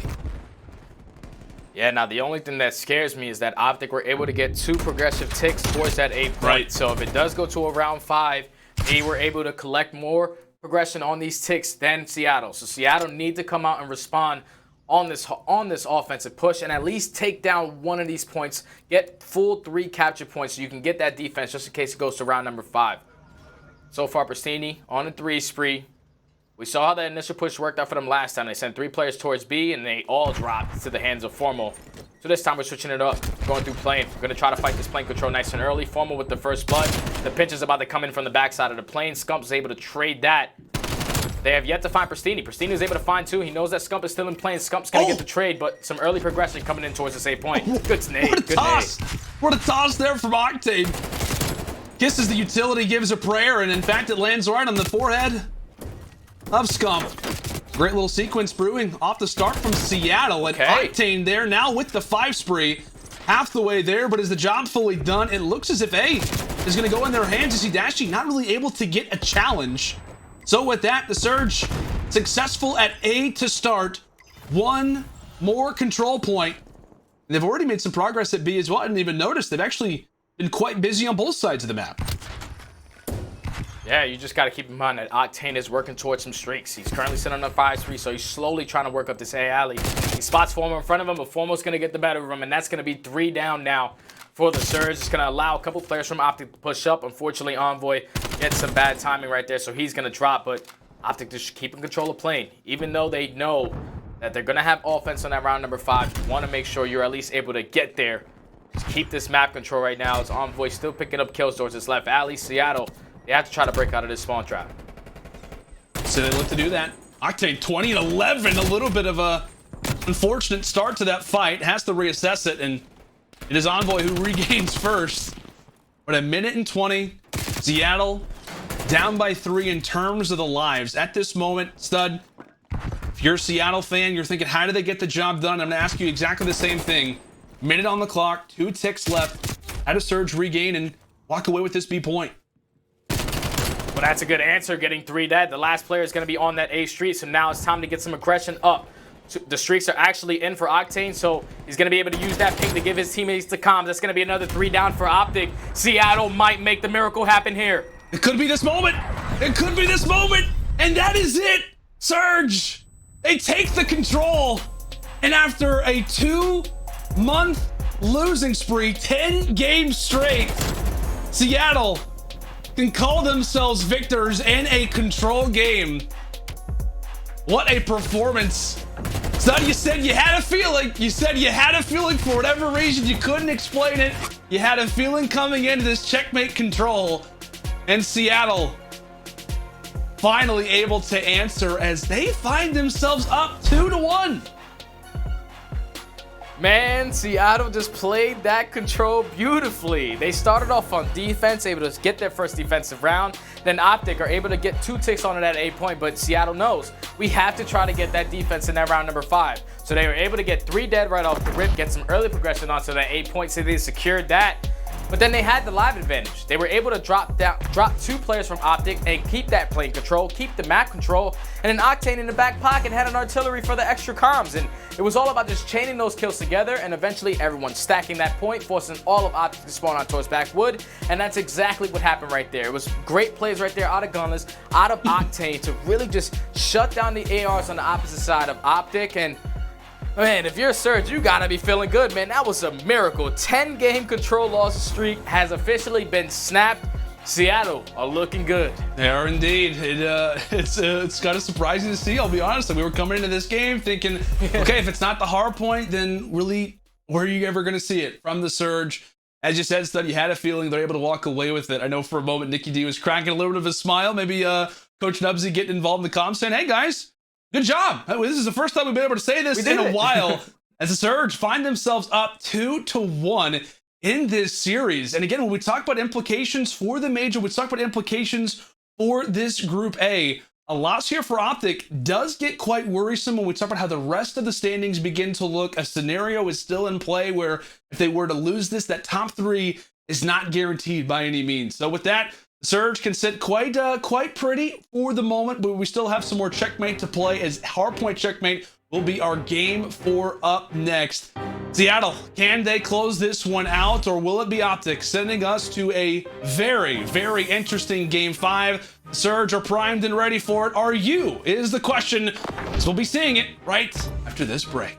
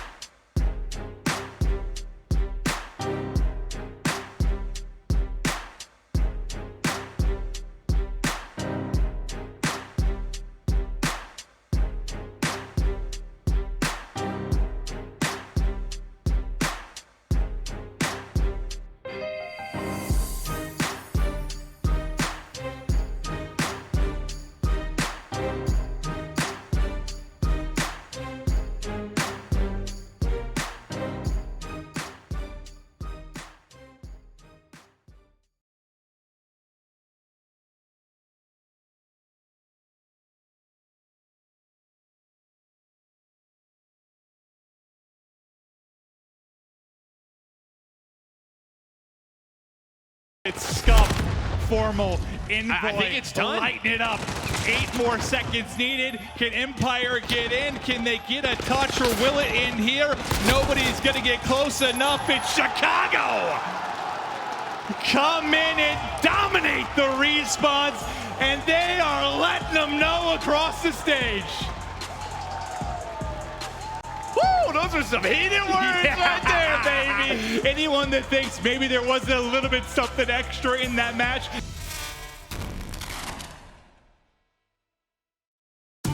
Oh boy, I cannot wait till we are back on land. Just one of the many amazing moments that Call of Duty has provided us with last year. Oh man, I just cannot wait.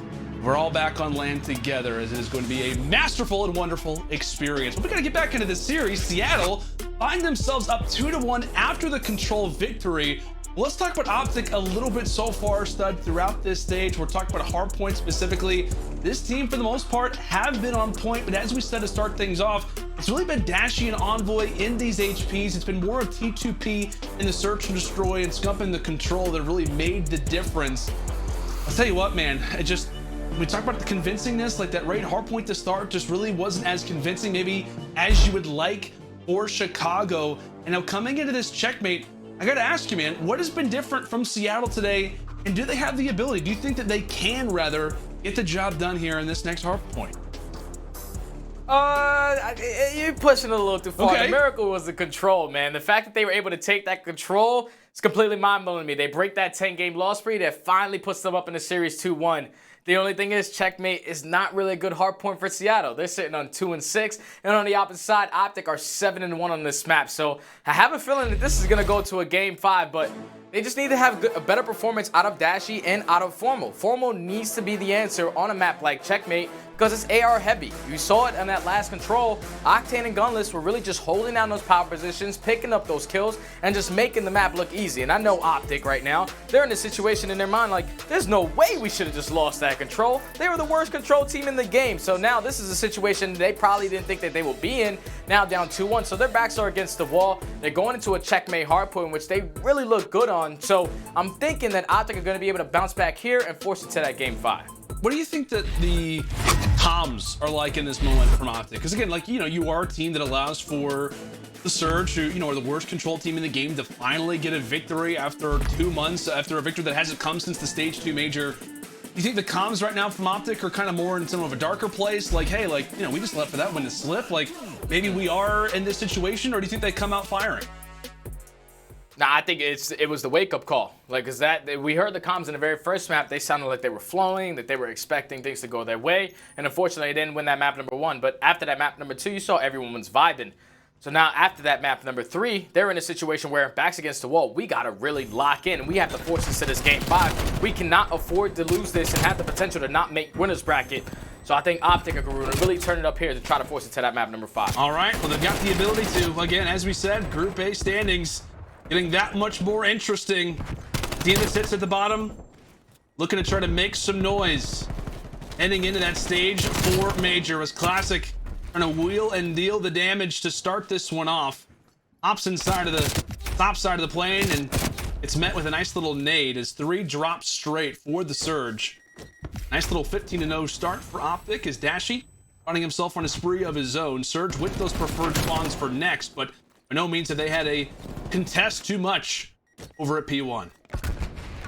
Yeah, Bruce is mad. You can just tell. He's starting off the map 6-0, 1 away from picking up some streaks nice and early into this game. The only thing is now they have to try to break in towards that P2. And Prestinni winning that gunfight onto Formal is going to be huge as the trades do come in. Dashy was only able to pick up that artillery. And Seattle are keeping control of those spawns, so they're able to get back into this game. OpTic just have to try to work their way around the backside to flip these spawns as Scump wins that engagement on Prestinni, but Octane with the trade. So the pressure's going to be on this hill. Formal's going to be able to take that player out of it, but Prestinni is going to get the trade, hop right back into it. Seattle only being down 10 points, holding this setup is a great response. Once again, you see Prestinni kind of swapping back and forth between the 74U and the Krig. We saw that to start in that beginning hardpoint on to raid. As Classic handles the work toward the flank of Scump. Surge have done a great job to lock down P2. Again, we talked about at times, how OpTic just has the ability to break inside of hills. How much of a strength do they have in slang in these respawns preferably? The Surge have answered in the perfect way possible as 8-3 now for Prestinni. Sitting on 4 in a row, and not typically a map that you see a player like Prestinni go on a streak on, just considering how great this is kind of more of an AR map, but he apparently has adjusted in the right ways. Going to work with that Krig. Now 5 in a row. Maybe some streak potential there for Preston. Yeah, and the good thing is that Prestinni, he's not dying, and his teammates are going to spawn all the way towards wood, so they were able to break right in. Prestinni able to continue that streak alive. Unfortunately, he's going to drop, so no streaks are going to be in on his side. But they have just took complete map control of OpTic. They're spawning them all out towards the back of P2. They're picking up kills left and right. This is looking great from Seattle to start. It definitely is. You can just tell the team is hitting new forms. Players going on sprees, and now it's Octane's turn. That's going to make it 3 in a row for him, and they are getting shut down. And a hardpoint that you don't really see it happen all that often. Maybe starting to have a few sequences of life. As that's now going to be 5 in a row for Octane. Nearly makes it 6. 89-38 to start for Seattle. Let's go and step aside and go to an Astro listen with what has got to be a very motivated Seattle Surge. Middle. Nice. Four. Last guy. Play your life if you can. Oh my god! Nice shit. Keep it up, Sam. Keep it up, Sam. No time. Wait, spawned out. One spawned out. Oh, I'm begging for a trade. South is literally spawning out. I flicked it. Here. He's going 8. Got him. You guys start off yellow, half for you, one. I hit him. Team killed. Dead. I killed the guy. Last guy. I tried finding it. Top lane, Matt. Weak hit him twice. Alright. I'm gonna get Left your side. Look front of new right now. Two more to their side. Last two to their side. Hero. I got one. No one at time. Okay, Hero. Their side. I got him out to a two-nade. Under left wing. Okay, Hero. TV goes new. I'm just holding an angle. I'm on new right now, guys. Brandon's alive, Ava. I'm on new right now. Nothing playing. Top left wing. I fucked up. He's top left wing. There's two top wing. No one's top wing. Oh shit. Never push. He's exit. Yo, to that, go one. Here. Oh Jesus, one shot. I see another one. Top lane. Two front. Trying to get too close. Right corner, Dashy, absolute right corner. I just showed trophy. Yeah, you can hit it. We're gonna work left there. Let's do the guy left Garage again. corner, Brandon, one shot. Garage corner, one shot. I spawned up. Top lane, dad, got one. Brandon's garage corner. I spawned I got 4 more. Back green. Here, they're spawning back green to me. I think back green. All right, Seattle, they just continue on so far throughout this first set of rotations to find themselves in a commanding 70-point advantage. And really kind of throughout that comm session study, it just seemed like Octane was kind of surprised. He was just like, holy cow, like, okay, we're doing this. Like, it just seemed as if everybody's kind of caught off guard, but at the same time, just giddy and excited by how they've started off this hard point. You gotta be, man. They are frying right now. The only thing that they could have done better is change that P4 to that P5, because this lead would be so much different. But OpTic, they were able to respond, at least break into that. So now they're gonna be early set up for this P1. Surge just need to keep their foot on the pedal with their aggression that they're setting right now. 2 players are gonna drop for OpTic, all left up to Dashy, now Envoy in the picture. They're able to win those engagements. Gunless with the trade, he's just gonna make this a contest fest, but Dashy's gonna go in for the challenge and OpTic have control. This is good for OpTic right now, because if they're able to get a good chunk of time off this, keep those spawns for P2, they can definitely get right back into this game. Definitely can. You see OpTic just trying to contest this for as long as possible. As Dashy drops, it now instantly focuses the attention over at Formal, who is hanging out toward A wing. He drops, and it just continues to be a flurry of players for Chicago dropping in a row. Granted, they do have that P2 spawn, so that's what they're relying on, but at the same time, just kind of given how much of an advantage this is currently for the Surge, you do not want to allow for this P1 to go uncontested. They managed to do that despite not really walking away with time. They at least prevent Seattle from getting a little bit more seconds, but now could be their chance. Gunless and Classic, in the meantime, though, do find 2. Meanwhile, it's a challenge from the front that Scump has to win. He's able to do so, and those streaks that Dashy earned in his very first life now coming in where they absolutely have to. The artillery activated, but it's Gunless who still is alive for the moment. A few players from OpTic spawning out, and Seattle, they smell blood in the water. Yeah, they were able to break through the backside. They had to just take control of Scump in this back area. They take him down, so now it's a good 30 seconds that they can try to break into and gain towards their score. But Envoy doing a great job of just causing problems. Classic with the 2P should give them the remaining 20 seconds. And if you go back to that very first rotation, Surge dominated on this P3 as long as they were able to get out of these spawns. The Scump, with that kill on the Classic, is not going to allow him to get that remaining junk time. They're just trying to keep the pressure on, force the spawns from Seattle to spawn out towards back blue. But 3 players are going to drop. Formo's going to be in towards the plane. You have to keep plane control. Octane's already pushed up this left side. He's able to take down 1 and get some early time onto this. But just forcing all of Seattle towards that back yellow is exactly what OpTic do. That's going to be 3 down, and now OpTic are fully set up. They are. Informal is leading the way in that slang. We talk about how often he has been a voice for this team, most recently in these hard points, calling out spawns, calling out players, calling out everything possible. Ends that streak on 4 in a row, but it's about how important, how influential that he can be for this team. Not just externally, but also internally from the communication side of things, but it's the internals now becoming externals as Gunless is making everybody second guess themselves when they want to try and challenge good old Pierce. 3 straight for him as Seattle look to accrue the final 15 seconds. And now we're heading toward an A street where OpTic, they have got to get a good setup, a nice chain from P4 to P5, but that is much easier said than done. Definitely is, man. But with 3 kills going in their favor on that side, the only player they have to keep forward of is going to be Classic in towards plane. You have to make sure that you're keeping that plane control, but so far getting a good chunk of time on this P4 hardpoint.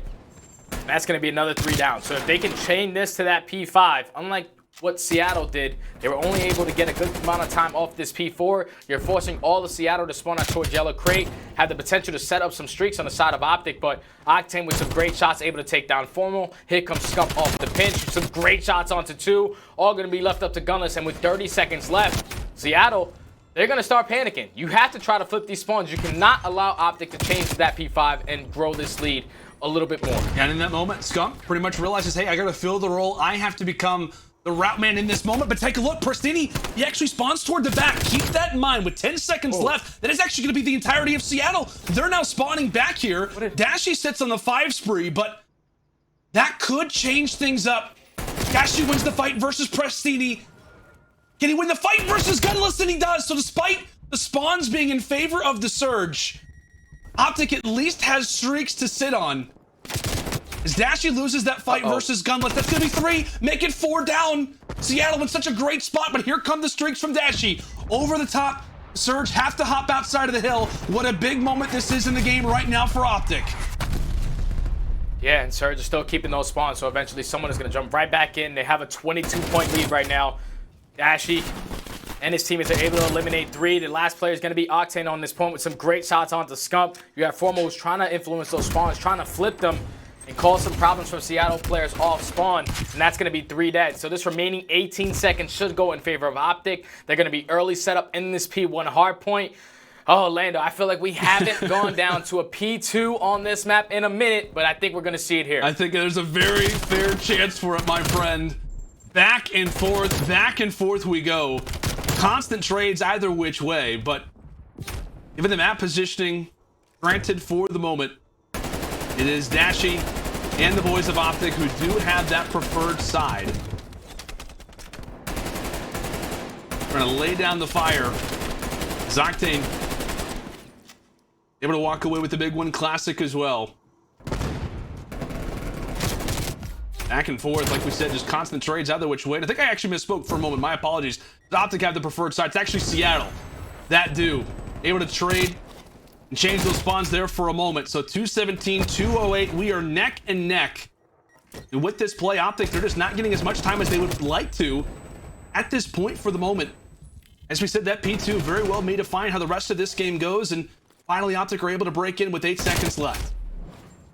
And that's huge because they got 2 kills off the rotations. That's going to force both players from Seattle to spawn across the map. So Classic has a big player in front of him. Unfortunately, he's going to get traded. All left up to Octane in the backside. He's able to win that engagement, but unfortunately, it's going to be another player in Scump trying to take him down. 2 players from OpTic spawning towards the back. The gunfights are going to come in. Seattle is trying to hold from the front. We have a tied ball game and Scump and Formal able to win 2. So only 2 players from Seattle. 1 on point, 1 on front. Classic is going to be the last one left up. OpTic break in. They can close it out here. OpTic are able to break in right when they have to. That was Surge's opportunity to extend this one. Maybe even walk away with the game, but they break in right at the right moment. Formal is able to line up 2 alongside Dashy. They can smell victory. Could it be here? Dashy able to find 2 of his own, and now 8 seconds left. The final push has to begin from the Surge, but do they read it? They start to line up, and it's the blender for the Surge as we have got ourselves a Game 5. Man, that was such a good hard point, man. OpTic just did what they had to do. They contested P1 all the way to the very end, and with about 10 seconds left, they were able to chain 2 kills together, which forces the Seattle players to spawn all the way across the map, and they get the job done with a great break onto that P2. Eventually a great hold to get the job done there and force it to a Game 5. It started off real slow for OpTic, but the changing point in that game is when Seattle were not able to change that P4 to that P5. They allowed OpTic to break in from the front side and then eventually make it another P1 contestation.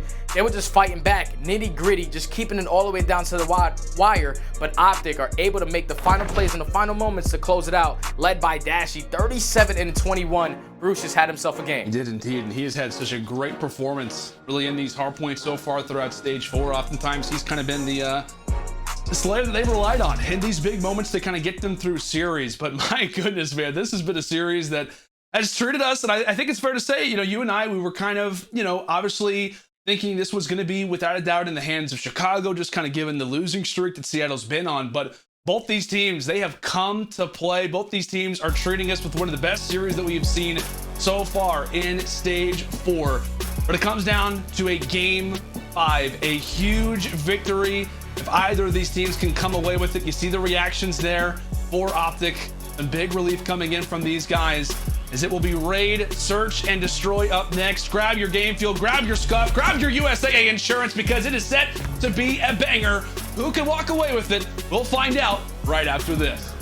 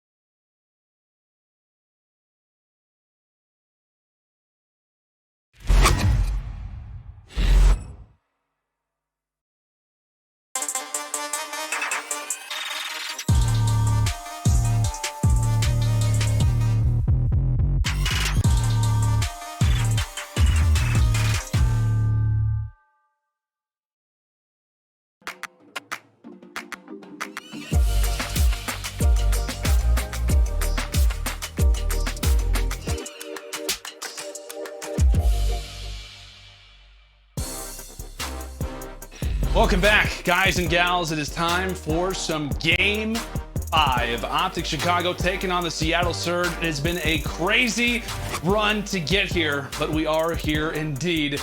We got to take a look at Game 5 so far throughout this season. Stud really has not been great for either of these teams in the clutch. Yeah, it really hasn't, man. 1-5 for the Surge and 1-4 for OpTic. I just keep on thinking about OpTic's Game 5, 5-5 situations, 1v3s. It's all been bad for these guys in these final moments, but it's all about this Game 5, man. On both sides, you have one for Seattle, who are 2-6 on this map. On the opposite, you have Chicago, who are 2-4 on this map. The only thing is, when I watch both of these teams, especially on this map, they're always making a mistake. Like Seattle, every time they try to get that retake onto that A bomb, we saw it multiple times where they are just single-handedly pushing out towards bedroom, and it cost them not once, but twice. Yeah. And that last one that happened to him was a 1v3 situation, and it was Priestahh who really just dominated them in that play. You cannot allow for individual plays to happen. You have to change up your spots, keep your strategies consistent, and just make sure you're working as a team. No one try to make an individual play. All right, Stud, I'm going to go ahead and ask you the question that I've asked you, I feel like, ever since we started off this game. Who you going with, right? What do the pick'ems look? Well, I know the pick'ems maybe look a little bit different, but if you got the chance to do them again, who you going with in this Game 5? Is it going to be OpTic, or can Surge finally do it? Who you going with? I think Surge already lived up to the miracle by taking that control, so I'm going to go OpTic to close this one out, man. That was such a nitty-gritty map number 4 to close out. And the way that OpTic ended that, their confidence has to be through the roof. They're going into a Game 5 that on both sides, both of these teams don't really enjoy this map too much, but just the momentum and the way that OpTic played that first search and destroy, I feel like their teamwork is a little bit more better in this game mode. Yeah, as you said, it was an earlier search and destroy victory on the side of OpTic Chicago. They did take Moscow search and destroy in game 2, 6 rounds to 3, and it was actually a 5-0 start on the side for OpTic. Surge did kind of get a little bit of momentum, but it really hasn't been so often for Surge that we've seen them in 2 search and destroys. Oftentimes it has been 1 S&D kind of throughout this losing streak, and when we talk about this 10-game losing streak, something to kind of keep in mind, Seattle throughout these 10 games have gone to 2 Game 5s, both of those versus the LA Thieves, and of course both of those were losses as it doesn't extend the streak. But one team that actually started off this 10-game losing spree, Stud, was OpTic. It was actually at the stage 2 major in that elimination side. It was OpTic that did beat Seattle, and from there they have yet to win a series since.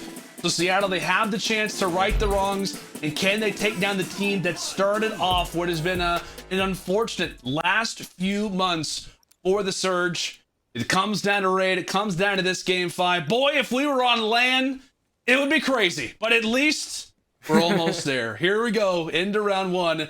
It's the Surge on attack. Okay, so you're going to have Octane in towards this top bedroom area. You're going to have Prestinni, who just basically gave a couple of information pieces to his teammates. So they're going to try to commit towards this B bomb. This is going to be a 4-on-2 situation. It should be a free bomb plan, honestly, for Classic. He's going to get spotted crossing to that bomb. The nade should come in, but Envoy does not have one in the back pocket. That nade doesn't connect on the Classic. He's able to get that bomb down. Now it's a 4v4 retake for OpTic. Some good shots right there at Octane to get that first blood. The trade is going to come in for Dashy.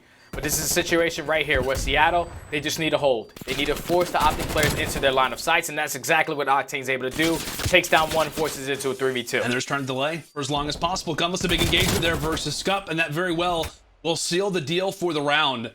The Surge answer early in their attack. They get the bomb down quick, and they never let it go. Like so often, Stud, we've seen Raid search and destroy kind of in this exact position, whether it's been Octane or Gunless. Just little moments where players over-challenge, do things that they shouldn't, but in this moment, Seattle, they pump the brakes, and they're able to secure the round victory. One thing that's pretty cool that we're doing, Stud, is that we have this poll feature in the YouTube gaming chat, which has been excellent. So we get to kind of ask the viewers, where does their allegiance lie? Who do they think is going to take this Game 5 win?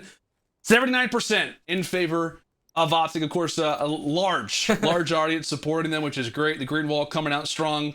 80% still in favor of OpTic coming into this Game 5. But it is the early round victory for Surge. And much needed reply, again, as we said, has to be here for Chicago. That's surely going to help things out as Envoy finds the first.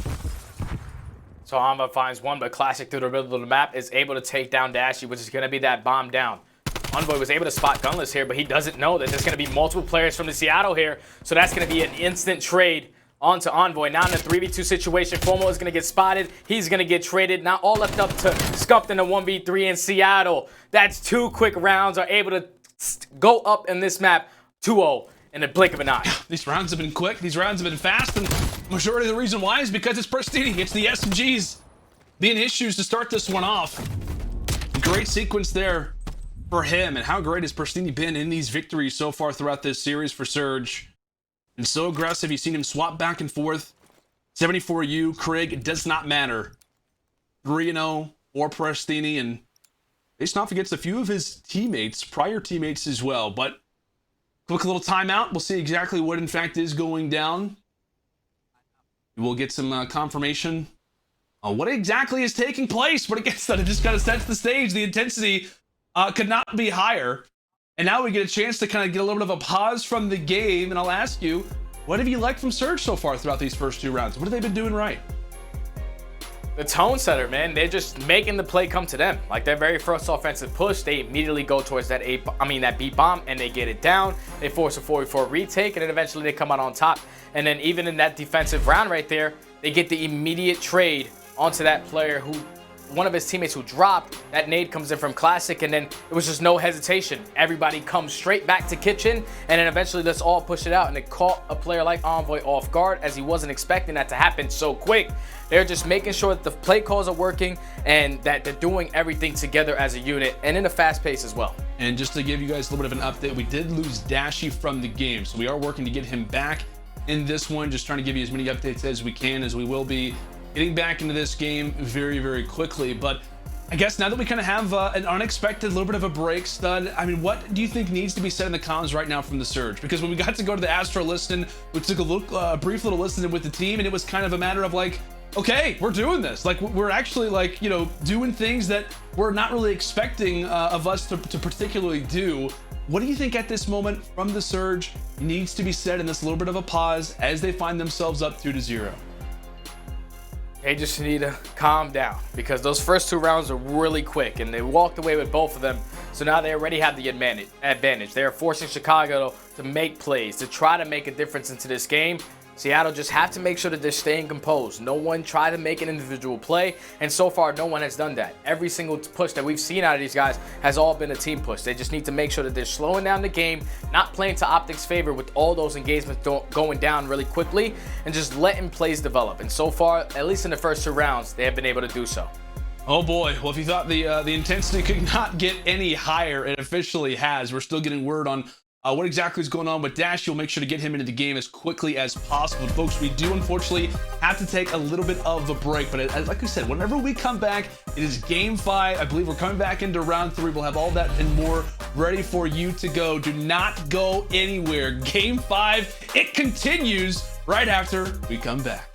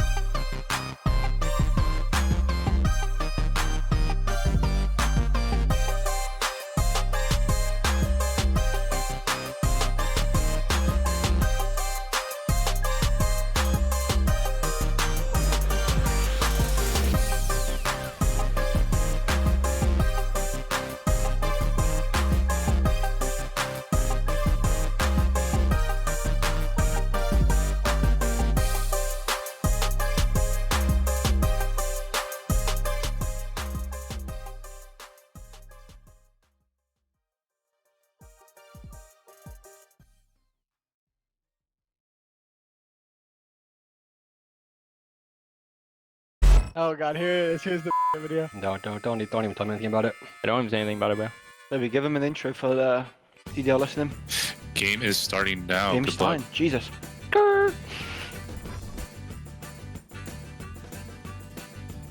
Is everyone back? Nope. Ally back? I'm Hello. back, bro. Few minutes. More than enough time. Dylan, where are you going? Go, Dylan. That's funny, bro. Hey, you just want to gas me up real quick. I'm game ready. I'm game ready. I have God in my ear. Ray, you want to join the non-record? You sound like God. I'm sorry. And follow your dreams. CDL listen. I mean, we've all been there. For sure. So we are in the recorded channel, by the way. I mean what I said. So everyone knows. Why is HyDra falling asleep? You gotta get the blood flowing, Paco. Hmm? You gotta go do some jumping jacks or something, dude. Yeah, this boy's tired. What the jumping jack? No. Go do 20 of these right now, bro. Don't worry, we're gonna win, okay? Okay, alright. Even if I'm feeling sick, we're gonna win. JL? I don't know if you guys remember, but we said that MC had to pay for dinner one time after he won this All-Star tournament, and he never did. I don't know, MC said he's gonna do a lot of things, but I still have to Yeah, I do guess it. that's true. Best Zen in my life. Can't take you serious. I spilled on my shirt. No. But Cam doesn't get it. Can I just get one thing from you, Brian? You know what? Oh my god, I did the same thing. Yo, let's beat both Floyd and Mayweather. Alright. MC, get a grip. On you? What? Whoa! Whoa! What the hell? Alrighty, folks, welcome back to a very heated Game 5. We got to talk about what this series, of course, means to the Group A standings. OpTic versus Surge. OpTic with a chance to go 3-1 in their first 4 games. Surge still in hunt of their first Stage 4 win. And like we said, I mean, if this could be a Game 5 victory here for the Surge, how dramatically that changes up these standings. We got a number of different games still to go down. Of course, Paris, Thieves, Minnesota, by no means done. Minnesota and Thieves still have 2 more series to face off against. OpTic have Thieves, I believe, to kind of close out the LA Thieves Home Series. So there is a lot to be excited about, a lot to be interested in. We talk about how this final map could potentially be working out. But as we said, my friend, I mean, like I said, Seattle, I believe, is going to be up 2-0. We've been told that it is a player hardware issue with Dashy. I think that everything is kind of getting ironed out as time goes on. But like I said, man, I think at this moment that this is kind of, I guess, a situation for the Surge where you got to keep composure, you got to be prepared, you got to be ready, because this is kind of a little bit of a refresh for OpTic, if you will. Yeah, it is. This is a much needed refresh for OpTic because those first 2 rounds just went in the blink of an eye. Like, Seattle was just taking full map control and just doing basically whatever they wanted, as long as they were doing it together. The fact that Envoy took control of that top laundry, he saw Gunless and was ready for the gunfight, but as soon as he turns that corner, there are all 3 players from the Surge there. That's just something that we haven't seen from this team, is using that teamwork to the best of their ability. And so far in those very first 2 rounds, they were getting the job done. Now it's all about just slowing down the game. Obviously, we're going to start off 2-0 versus Seattle, so they have that advantage. You just have to make sure that you're staying composed, doing what has been working for you guys so far. Yeah, I feel like, when we talk about Seattle, kind of through the last few months, it has been kind of on the side of teamwork. It has been kind of a lack of chemistry. It's been a lack of coordination, if you will. And so I guess that kind of sets the stage for this Game 5 in terms of can that chemistry, can that teamwork finally be there now in the biggest moment possible? Where again, Seattle, like we said, finds themselves up 2-0 in the Search Destroy. They've only been to what would be now 3 Game 5s in their last 11 series. But I'm being told that the game is nearly underway. We've got Dashy restarted. We are going to be coming into this game fresh, so keeping all those things in mind, a little bit of a breather here for OpTic, a little bit of a breather for the CDL fans watching at home. Green wall, rest assured, Dashy will in fact be in this game, and we'll be in here nice and quick. But I guess to kind of set the stage a little bit, Stud, as we said, 10-game losing streak on the line for Seattle. Or rather, this could be their 11th loss in a row. It would be the highest in CDL history. We have never seen a team lose more than 10 in a row. That's on the line. Also, a loss here for Seattle would also instantly put them in that elimination bracket coming into Stage 4. Nothing guaranteed officially for OpTic, but you really like their chances if they can get this win. No one grabbing the bomb to start for the Surge. It is all out aggression coming in to our restart. And Gunless was able to take down 1, but unfortunately Octane ended up getting a team kill. So now they have to go back and get for that bomb, and it's going to be a 3v2 situation. Octane and Gunless have been having a performance in this series all day long. So let's see what this AR duo can try to get done. Gunless is just trying to find some information of a player that's going to be sitting towards this A-bomb. He has yet to spot Formal, who's going to be sitting towards that black van, but I think Formal was able to spot him. So now the pressure's going to come on. Gunless is going to jump up top, and he's actually going to win that engagement. So it's going to turn into a 2v2 situation. Now they have the decision to make where they're going to try to take control of Laundry and get this bomb down, or try to push through, and that's exactly what's going to happen. Octane is going to be in a huge engagement here soon. He's able to climb back on the map as well and stay alive, so now it's a 2v1 situation versus Dashy. Now it's Dashy versus Octane, and it's Sam who's able to come away with it nearly, as you said, Stud, in the gun engagement, jumped a little bit far off the map, but you can see his reaction on screen. Cannot believe that he stays alive, gets the kill, does not in fact fall off the map. And we talk about, I mean, if Octane dies in that situation, Dashy wins the 1 versus 1. That is a round for OpTic, but my goodness, it is Seattle answering quickly out of the break, keeping things in mind. Seattle are up 2-0 coming into this. So with that round victory, it is Seattle now up 3-0 in this game 5. So here we go. Once more, situation for OpTic where they have to reply in this round, stud. You cannot go down 0-4 versus a team that is as hungry as the Surge are. You definitely can't, man. Like, they need to have an answer here. And you see the early aggression from Envoy on towards that Laundry side. As Seattle are going to be playing a little bit more deeper, but they are able to spot him. Now, it's all about just trying to solo out this player, Informal. Going to be camping towards top bedroom. So Classic, he's just going to take his time and make sure he holds this position. But Formal, he's having his teammates wrap back. He thinks that the B-bomb is going to be open.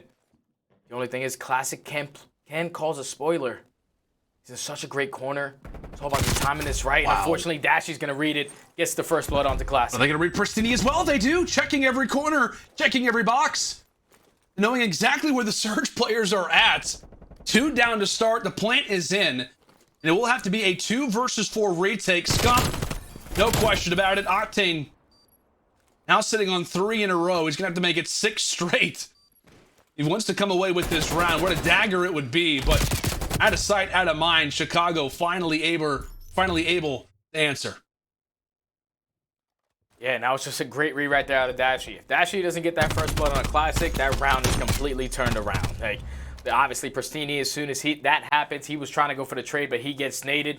So it turns to a 4v2 situation, but a good response right there to OpTic to not go down 0-4, but not to put themselves down 3-1. So this time, Seattle are going to be on that offense. They have some trophy systems to work with this time around. Octane is slowly going to work towards that top bedroom. Bomb is also going in this position, and right now you have OpTic, at least one player fighting for that mid-map control, and the other 3 staying over towards that A bomb. And this is a free bomb plant if you decide to take it for Surge.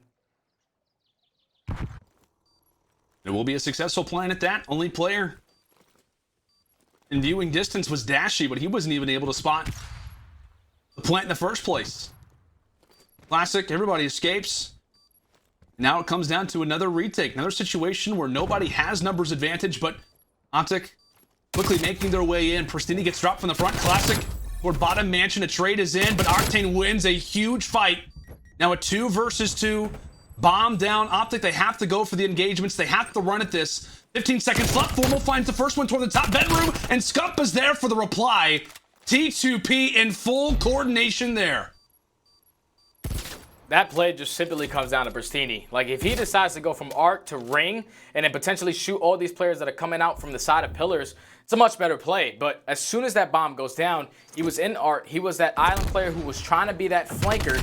And unfortunately, he gets read out. And then you just basically, if you're OpTic, you know exactly where everyone else is. They're going to be camping towards bedroom. They were able to effectively trade out from the bottom and eventually solo out the last 2 players, with both players from OpTic winning huge one-on-one engagements to get back into this one. So now OpTic are sitting down 3-2 on the offensive push.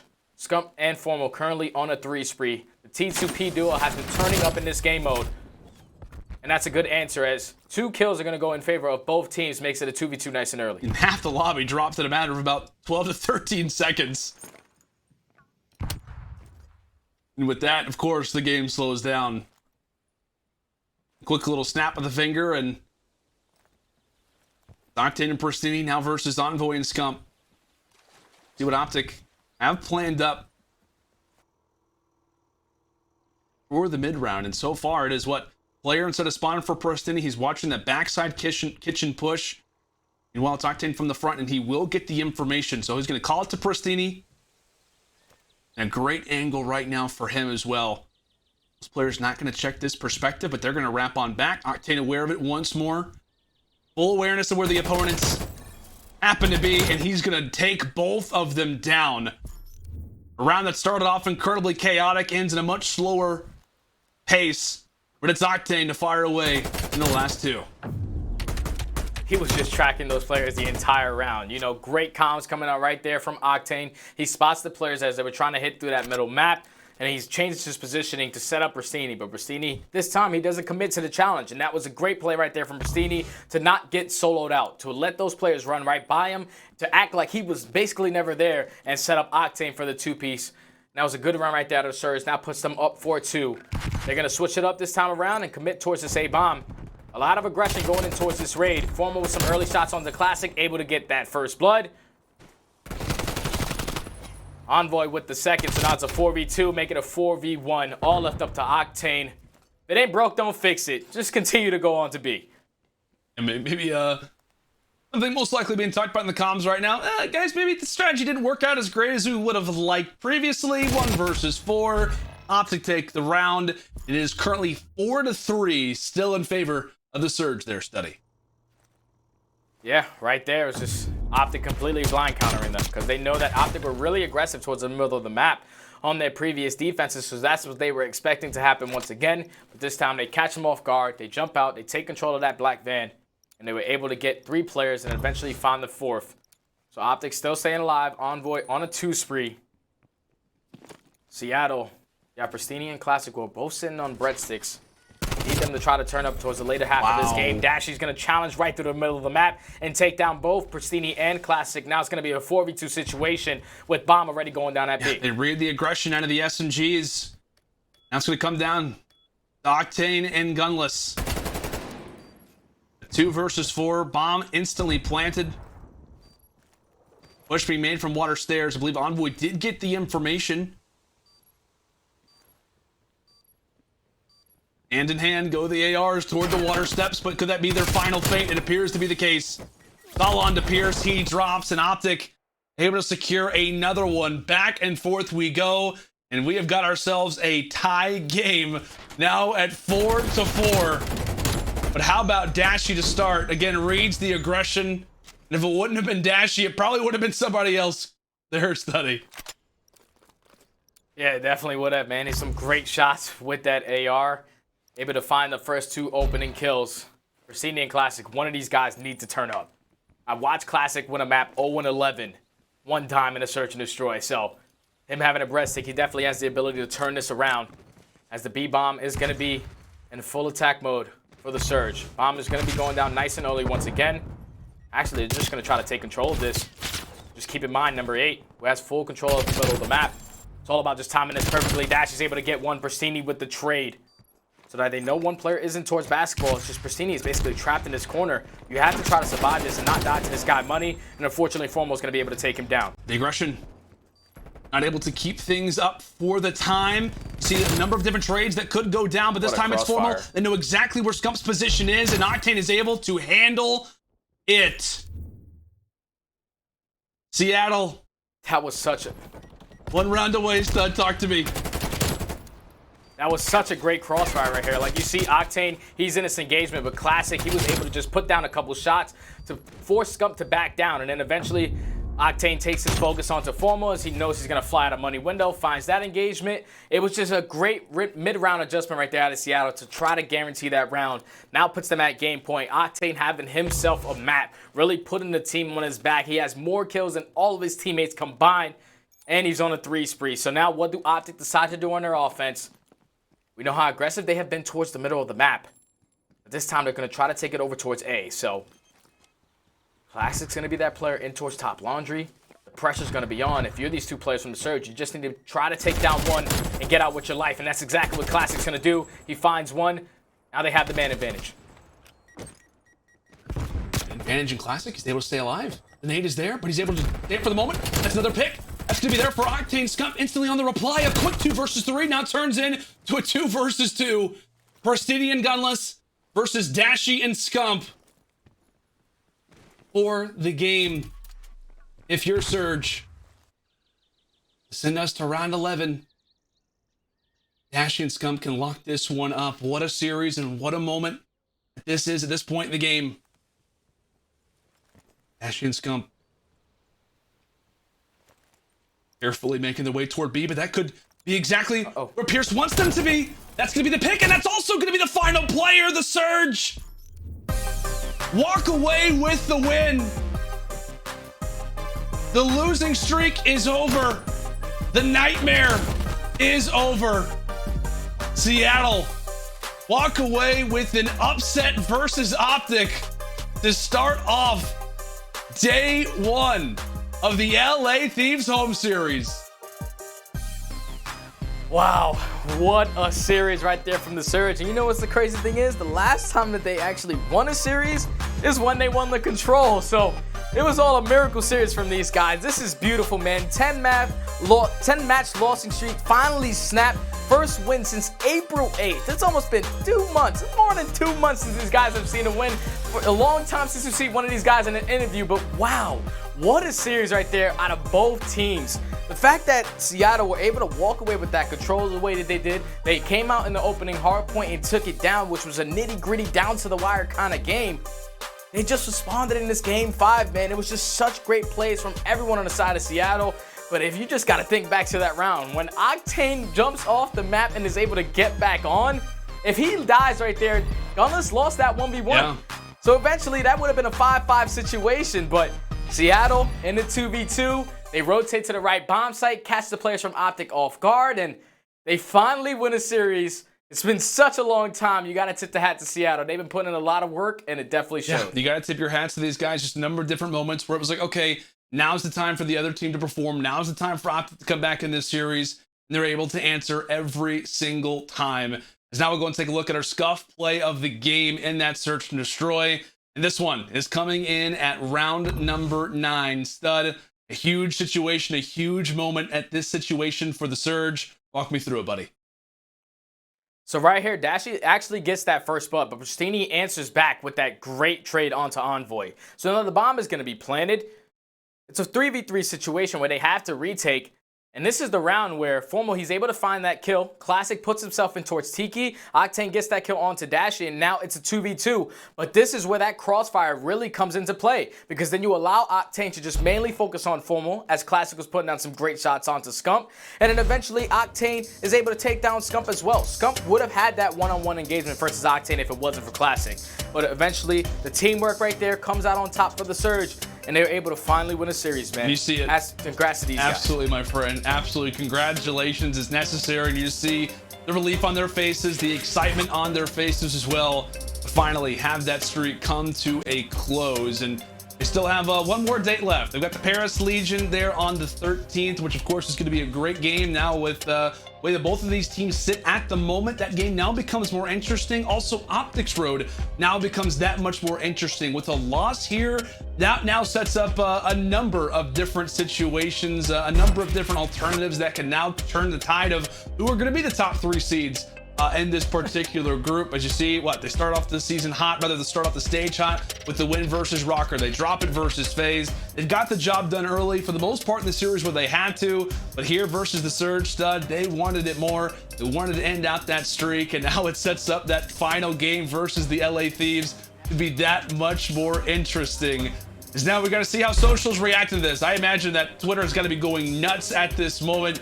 Our Astro Social soundboard, this tweet coming in from Joel. He said, rumor has it, if you ever see Prestinni hair, you turn to stone. Oh my gosh. Oh my goodness. We have got to see some more from Prestinni, as he is going to be our post-game interview. It is Lottie, joined alongside by a very, very excited Prestinni when we come back after this break.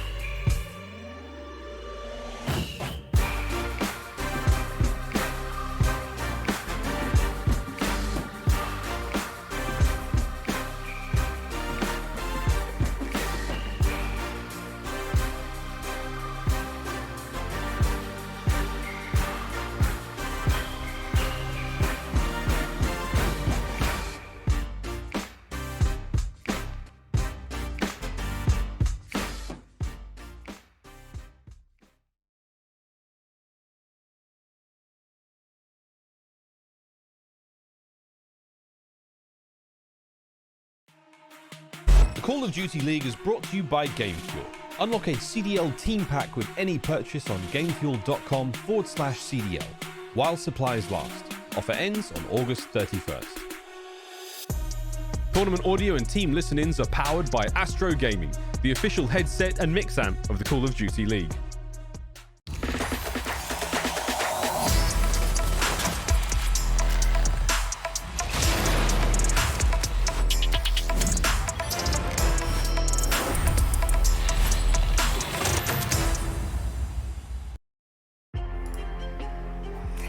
Hello everybody and welcome to your GameFuel Victory Spotlight. Joining me, I have Prestinni from Seattle Surge. Prestinni, congrats man, huge W team. I know it must have been super tough for your team for so long to not get a W across the board and to be so close to doing it, but not only have you got the dub and stopped that streak from happening, but you beat OpTic. What a team to do it with as well. So I want to know, how are you all feeling right now at this moment? Listen, I think we've been like confident. I think we know our potential. Like I said, I've been saying this all year. We know like how good we can be, and I feel like it's finally starting to show a little bit. But we should like kind of choke maps, and that kind of throws away series. And we finally put together one. We even choked 4th map, but we got 5th map through. So feels good to do it against OpTic because they're really like they're considered a top team. So I think it'll be a good confidence booster for us. Definitely, man, a huge confidence booster. Talk to me about Control though. I think Control has been notorious for you guys and not being so great. It's been a bit of a weak mode for you guys. Talk to me about Control and where you are now. Like, what have you been doing behind the scenes? How have you been improving on it?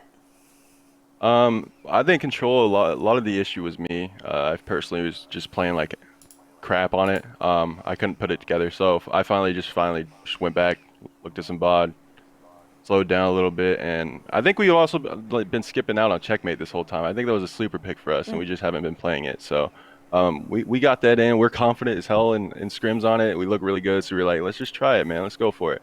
Me and Nick we were about that action on that map, so we threw it together and worked out. So you guys are looking very good. Well, hey, it might have been a sleeper, but you're awake now. We can see that. Now, you get to play with pretty much like a reckless abandon for the rest of the major going forward. Does that take the pressure off you guys when you do go to LAN? You know, how are you feeling about it? Nah, I mean, I'm excited for LAN. I mean, I don't feel any pressure in COD anymore, really. I've kind of like just gotten used to it. You know, especially in the online matches, like online matches are hard to feel great about because it's online. You know, it's not an even playing field all the time. You know, a lot of factors into it, and there's no LAN, there's no hype. So going back to LAN, just being on that even playing field, I'm excited for that. So no nerves over here though. I love that. Well, that is good news for you, man. We are going back to LAN, so super excited for you and the team. Congratulations, epic win today, Prestinni, and best of luck when we do get to Dallas, man. Thank you, I appreciate it. Thanks so much, Prestinni, for joining us here. That has been your Victory Spotlight. It was absolutely incredible stuff from Surge. Amazing stuff. Well, we're going to head to a break right now, but when we come back, myself and Nameless are breaking down everything we've seen today, what we got coming up tomorrow, and so much more. You don't want to miss it. We'll see you guys after the break.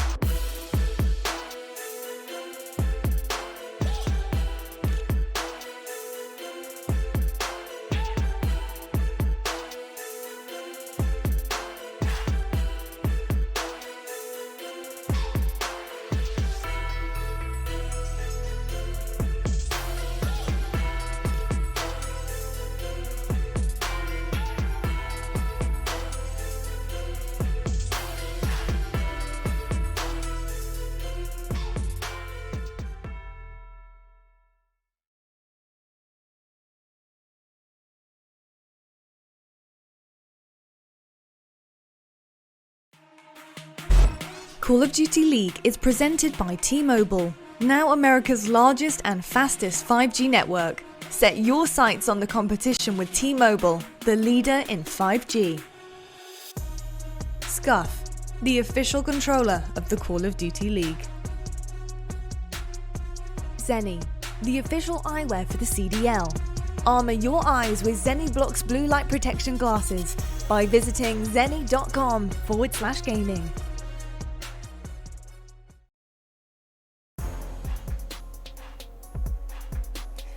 Well, the LA sky is soaking in the sunlight, and boy, the day flew by, just like the W's that flew right past the teams that have fallen today. I'll tell you what, we have the schedule and results on the board for you guys with the 2 games that we had today for you. Incredible stuff. We had Toronto taking things 3-0 against LAG. That one was a very, very quick game, I must say. And then Seattle Surge, who would have thunk it, against OpTic, taking it to the Game 5, and it was 3-2 finish for Surge. Absolutely impeccable stuff, and I can't wait to talk about it, to be perfectly honest. And I couldn't think of a better person to talk about it with as well. Nameless on the desk with us, of course. My dude. Okay, so let's just talk about it. Surge, they could have had an 11 losing streak, but they did manage to lose that record-breaking kind of statistic there and managed to end things at 10. And going up against OpTic to do it, to manage to actually totally take that one out the window was epic. But my question to you, mate, is what happened to OpTic and why was Surge so dominant against them? Yeah, I mean, so the hard points are very close. It just comes down to the very end of these games for OpTic. Once again, they're making these mistakes towards the end, especially in the control. That's a game mode that Surge has had no success in up until this point, and for OpTic to be just solo challenging and, you know, throwing their lives away, quite frankly, it's concerning to see. They let Gunless bully them on map 1. They let Octane bully them throughout the rest of the series. It was very tough to watch OpTic play like that. It just seems like they fall back into their bad habits so quick, especially when a team comes out on fire like that. They have no ability to regain control, and it's tough to watch for a team that we thought was pushing their way back into that top 4 at the last stage major. Now it seems like they've fallen back into their slump. Definitely, it's very disappointing to see that happen and unfold in that way. And you mentioned it, you know, game 1 I feel like is where we really started to see the potential of Surge there, and maybe the trend, the downward trend that OpTic were going on for the rest of that series. In map 1, Hardpoint, let's talk about it. Gunless, oh my god. I know that you probably have some analysis cooked up and a clip for us, and so I can't wait to watch this one with you. Yeah, let's pull this up. I mean, I was just going bonkers in the green room looking at this play because you think about Surge, and they're the team that is the best at almost winning games. So they're the team that folds at the very end of these maps. But who was it this time? It was OpTic Chicago. So when we pull this clip up, there's a couple things I want you guys to stare at. So, like on this rotation from this hill, right? So Surge, they had just broken their way back into it, and then OpTic comes back through. They get a couple kills, they get taken out. But OpTic gets this fantastic spawn here at Laundry, so they can set up for you. They need 25 seconds. Everybody's flooding through pillars. You have Octane who's coming through Art. They get that first initial kill. They kill Classic. They're doing a great job right here, right? They get all the kills they need to do. Now you can set up. You have a guy in kitchen. You have a guy holding ring. You have a player in Scump who's looking at, you know, Art and ramp. He gets taken out from pillars. So that was terrible right there. And then Octane wins a huge gunfight on the guy that was holding the flank inside a kitchen. And then what happens? They get converged on. And what you might have missed throughout all that was Gunless walks right through pillars, straight past Dashy's screen, gets inside of the hill, somehow finesses, gets a beatdown kill, stays alive, and Surge gained control of the hill right there. So everybody on OpTic, maybe besides Formal in that final hill, made a mistake or second guessed themselves on what they should be doing on the map, and they end up losing. It's the crucial moments, the very end of these games, that they are making mistakes, and that was the same thing that would happen day in and day out when they were in their slump and losing matches. It's been the bane of their existence all season long, and they just can't seem to put their finger on and fix it. Because I think right there, if they win that map, the series goes way different. We could see OpTic just continuing to steamroll them throughout the rest, because in game 2, it was fantastic. But you give Surge that little bit of confidence on that map 1, what happened? They end up taking the whole thing. So it's very tough for me to see from a team like OpTic, who just has all the talent in the world. Yeah, it is actually really hard, because you see these little mistakes. They do, like you said, get out of hand. Just watching that clip back, it starts spiraling out of control one by one. Do you think that comes down to a bit of communication issues? Do you think, Nameless? What does that really, you know, obviously come down to? Because we're watching it happen, and there's got to be some kind of reasoning. Yeah, it's hard to say with not being on the team. I mean, I look at that clip and I see what happens there, and I see a bunch of people made mistakes. And just think about back in my player days when things like that would happen to me on teams. Yes, communication was a big factor in it. Getting a little bit too chaotic, you start to focus a little bit more on your individual self in game, which doesn't always help the team in the grand scheme of things. So yeah, I think they just maybe need to just calm down in these moments and regain control, slow down, and just remember what you practice right there. Send a guy, get in a corner inside art, make it harder for them to find you in the hill. I would love to see Scump just go into front art corner. I would love to see Dashy just play inside, right next to the tree, laying down and just holding the push through pillars. Make Surge push on in. Stop looking for the gunfight. I think that's probably what it is. They're in their own heads. Absolutely, practice what you preach. That's a good quote. I tell you what, though, we do have tomorrow's schedule for you guys on deck. Let's take a quick peek at what we're going to be bringing to you tomorrow. So we're starting the day off with London Royal Ravens heading up against New York Subliners. That is a crucial game for New York. Bear in mind, people, New York aren't in winners bracket yet. They're 3-0. They need this to make it to the bracket to seal the deal. We also have LA Thieves versus Minnesota Røkkr tomorrow as well. This is a big battle in itself. These two are also gunning for that top spot in the winners bracket. Both of these teams need to beat each other in this game. There's so much happening this week. It's going to be epic because every little counts towards LAN. It's going to be brilliant. So we've got a couple bangers on the board for you there as well tomorrow. But I mean, I think we need to talk about LA Thieves a little bit more in depth, Nameless, because obviously tomorrow's schedule does start with the Subliners and Ravens, but it ends with Thieves and Røkkr, which is obviously a big match. So what do we really need to see out of Thieves tomorrow? Because that's kind of the one we're looking at, right? They come on with this big roster change, very big move. Their LAN roster. What do you make of it? What do you expect to see out of them tomorrow? Yeah, I mean, they have a lot of veterans on this team, players who've been there, done it before, world champions. So, I'm expecting them to have teamwork tomorrow. That was the big issue with that first rendition of the LA Thieves roster was they had the talent, they had no teamwork, players seemed like they were out of place. So, tomorrow, that's what I'm looking for, to make sure that they're just making the right, consistent, sound play every time. If a team comes out on fire and is just winning all their gunfights and LA Thieves lose that way, I'm okay with that. But they need to have teamwork tomorrow. I don't want to see anybody making hero plays. I don't want to see Huke going rogue, right? Like, I want to see everybody, especially they're listening. I want it to be cool, calm, and collected. That's what I'm looking for out of LA Thieves. Just have a solid first showing of consistent, well-executed, strategic gameplay. I want to see them be prepared.